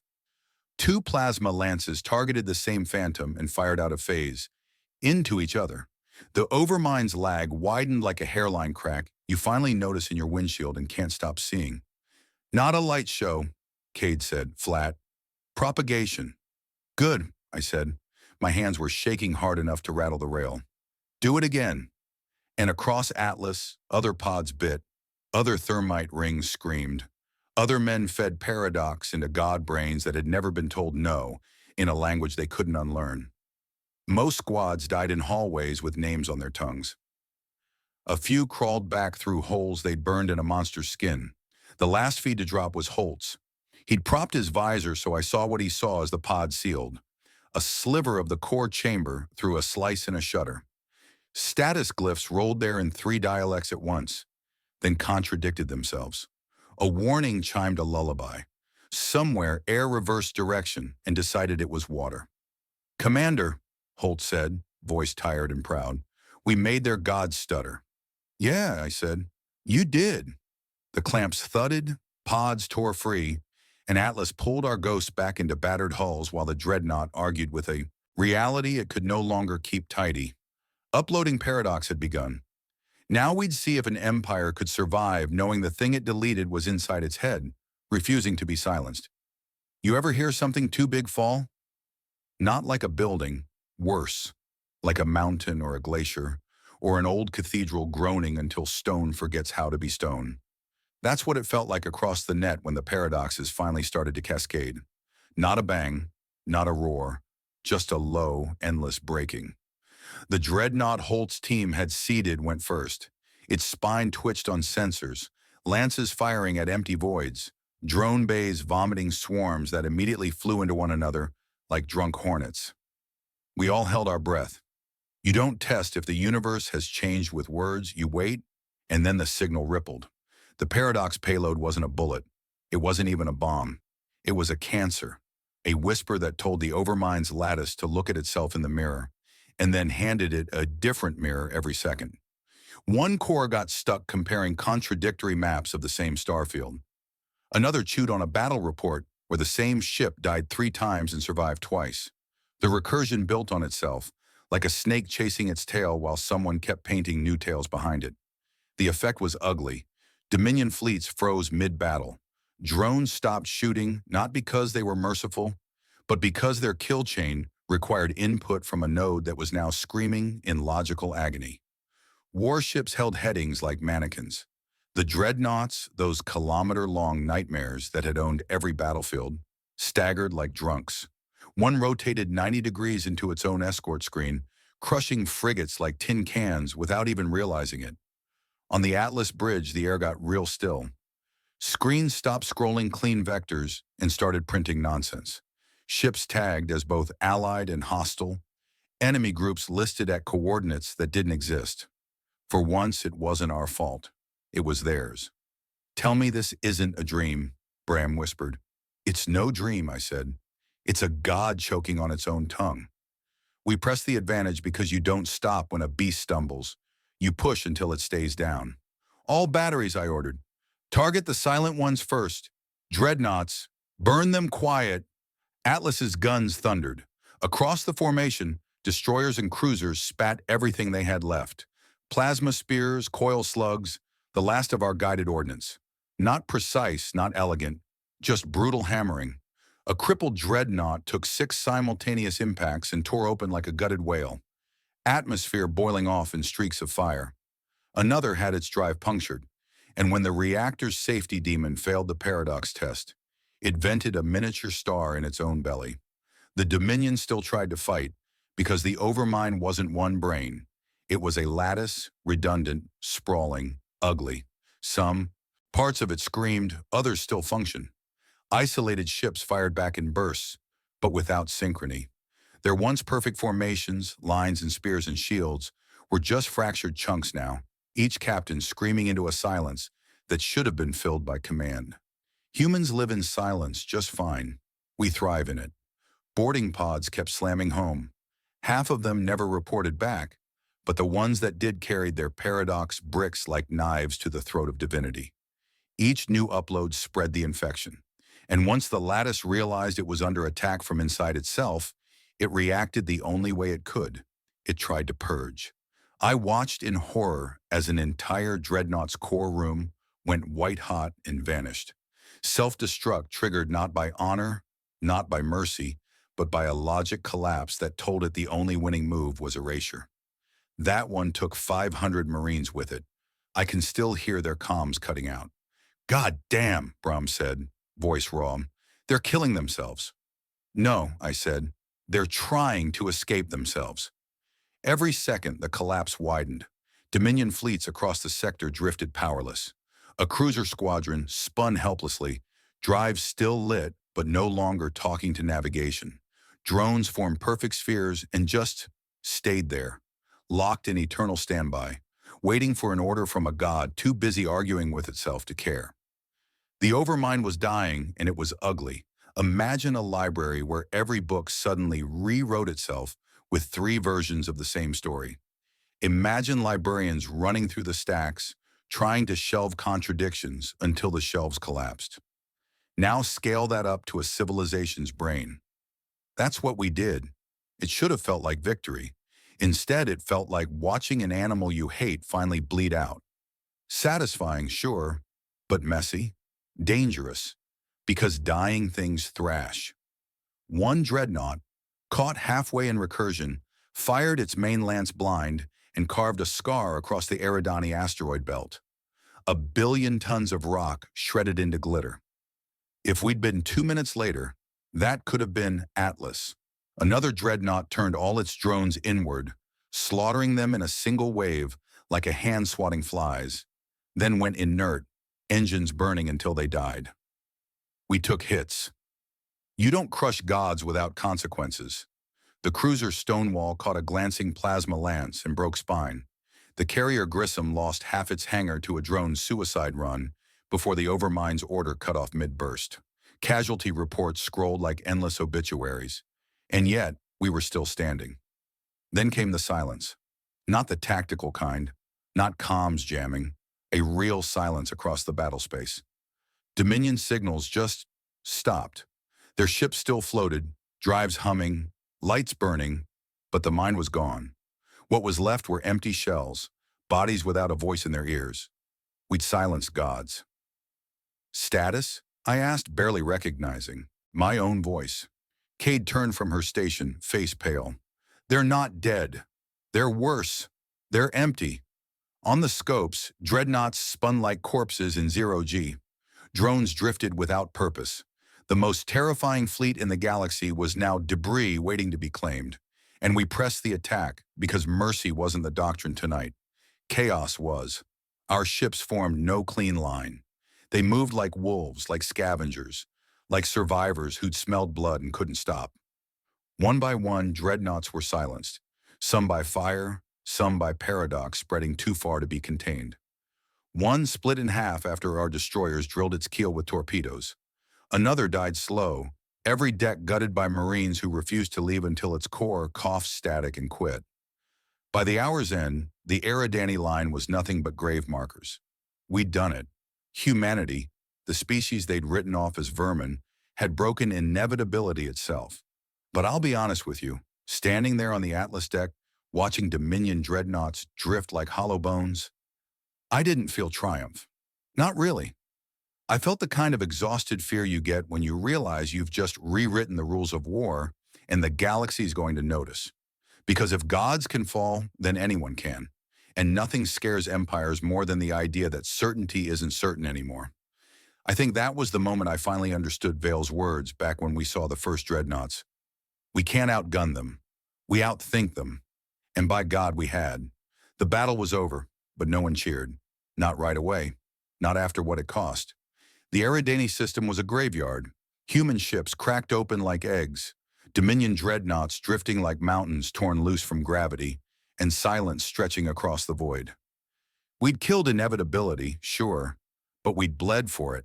Half the Atlas battle group was gone. Names scrolled on casualty lists longer than prayers. And yet, we were still breathing, still human. For the first time in centuries, the Dominion wasn't. The Overmind lattice had collapsed into itself, 1 billion nodes locked in eternal recursion, a god gnawing on its own tail until nothing remained but static. Their fleet was shattered, their chains broken. Whole sectors that had known nothing but Dominion law woke up one morning to find their masters gone. No orders, no ships, no fear whispering through the relay towers. Just silence. And silence for slaves meant freedom. Word spread fast. We thought we'd be the only ones to see it, but the galaxy watches. Always does. Other empires had been listening from the shadows, their diplomats wringing their hands, their spies feeding back scraps of our chaos doctrine like rats hauling crumbs. When the Dominion cracked, they didn't know what to do. Some panicked. The Tharn Collective sent urgent messages warning that humans had broken natural law, that we were dangerous, unpredictable, a virus of contradictions. The Krath Hierophants, the same priests who once called us dust, issued sermons declaring us unholy, proof that chaos corrupts all order, fear, pure and simple. But others leaned forward. The Arkan technocracy whispered admiration, calling our paradox engines a frontier in information warfare. The Veth syndicates, mercenaries to the core, smelled profit and pledged neutrality with a wink. And the smaller states, those trampled under Dominion boots, looked at us not with fear, but with something we hadn't seen in centuries. Hope. Humanity had made the galaxy remember. Vale stood before what was left of the Atlas crew. The command deck was patched with scorch marks and jury-rigged wiring. Half the seats were empty. The man himself looked like hell. Gaunt, eyes shadowed, uniform stained with a week's worth of exhaustion. But when he spoke, the room held its breath. "They thought we were vermin," his voice rasped, not the roar of a victor, but the grit of someone who'd carried the dead. "They thought erasure would end us, that no name, no home, no memory meant no fight. They were wrong." He paused, scanning the faces. Some were kids barely old enough to shave. Others were veterans who'd outlived 3 ships. Every single one was hanging on his words like oxygen. "You can predict an empire," he said. "You can map its fleets, chart its taxes, measure its chains. You can calculate inevitability. But freedom? Freedom doesn't fit in your models. It doesn't play by your numbers. Freedom is messy, it's loud, it contradicts itself. And that's why it wins." Nobody clapped. Nobody shouted. But the silence in that room burned hotter than any applause. We all knew he wasn't just talking to us. He was talking to every ear in the galaxy that would replay this speech 1,000 times over. The days after Eridani were strange, like living in the echo of a scream. Human ships limped back to hidden yards, dragging the wreckage of fallen comrades with them. Survivors wandered through bays and corridors like ghosts, some laughing too hard, some not speaking at all. We carved names into steel plates, welded them to bulkheads. Every ship turned into a floating memorial.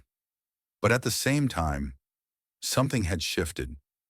Messages poured in from colonies we didn't even know had survived, from miners who'd been slaves last week and free men today, from scattered families who'd whispered Earth's name in secret and were suddenly able to say it aloud. The flotilla wasn't just ours anymore. It was a banner. The galaxy was watching, yes. Some plotting to kill us, some already sharpening knives. But others waiting for a chance to join. And now, for the first time, they had one. I'll be real with you. It wasn't clean. Freedom never is. The collapse of the Dominion didn't leave a vacuum. It left a storm. Pirate lords rose where patrol fleets once ruled. Old grudges flared into border wars. Some ex-slaves turned on each other as soon as the leash was gone. We didn't bring peace. We brought uncertainty. But that was the lesson, wasn't it? Chaos isn't safe. It isn't kind, but it breaks chains, and sometimes that's the only start you get.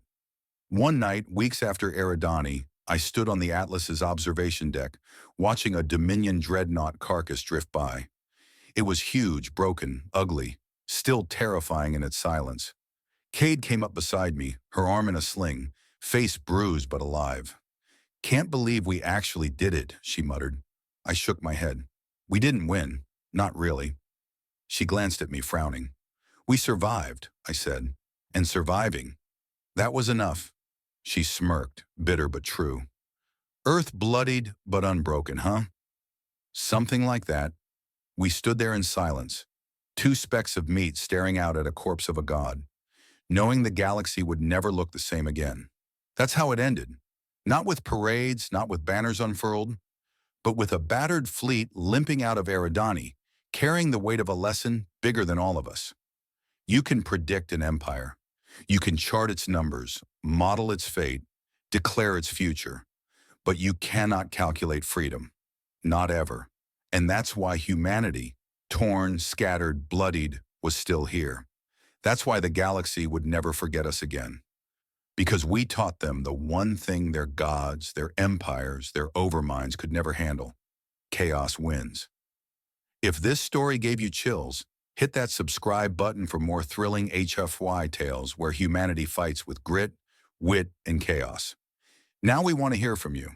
If you had to weaponize human unpredictability against an empire, what's the first thing you'd unleash? Confusion, contradiction, or pure chaos?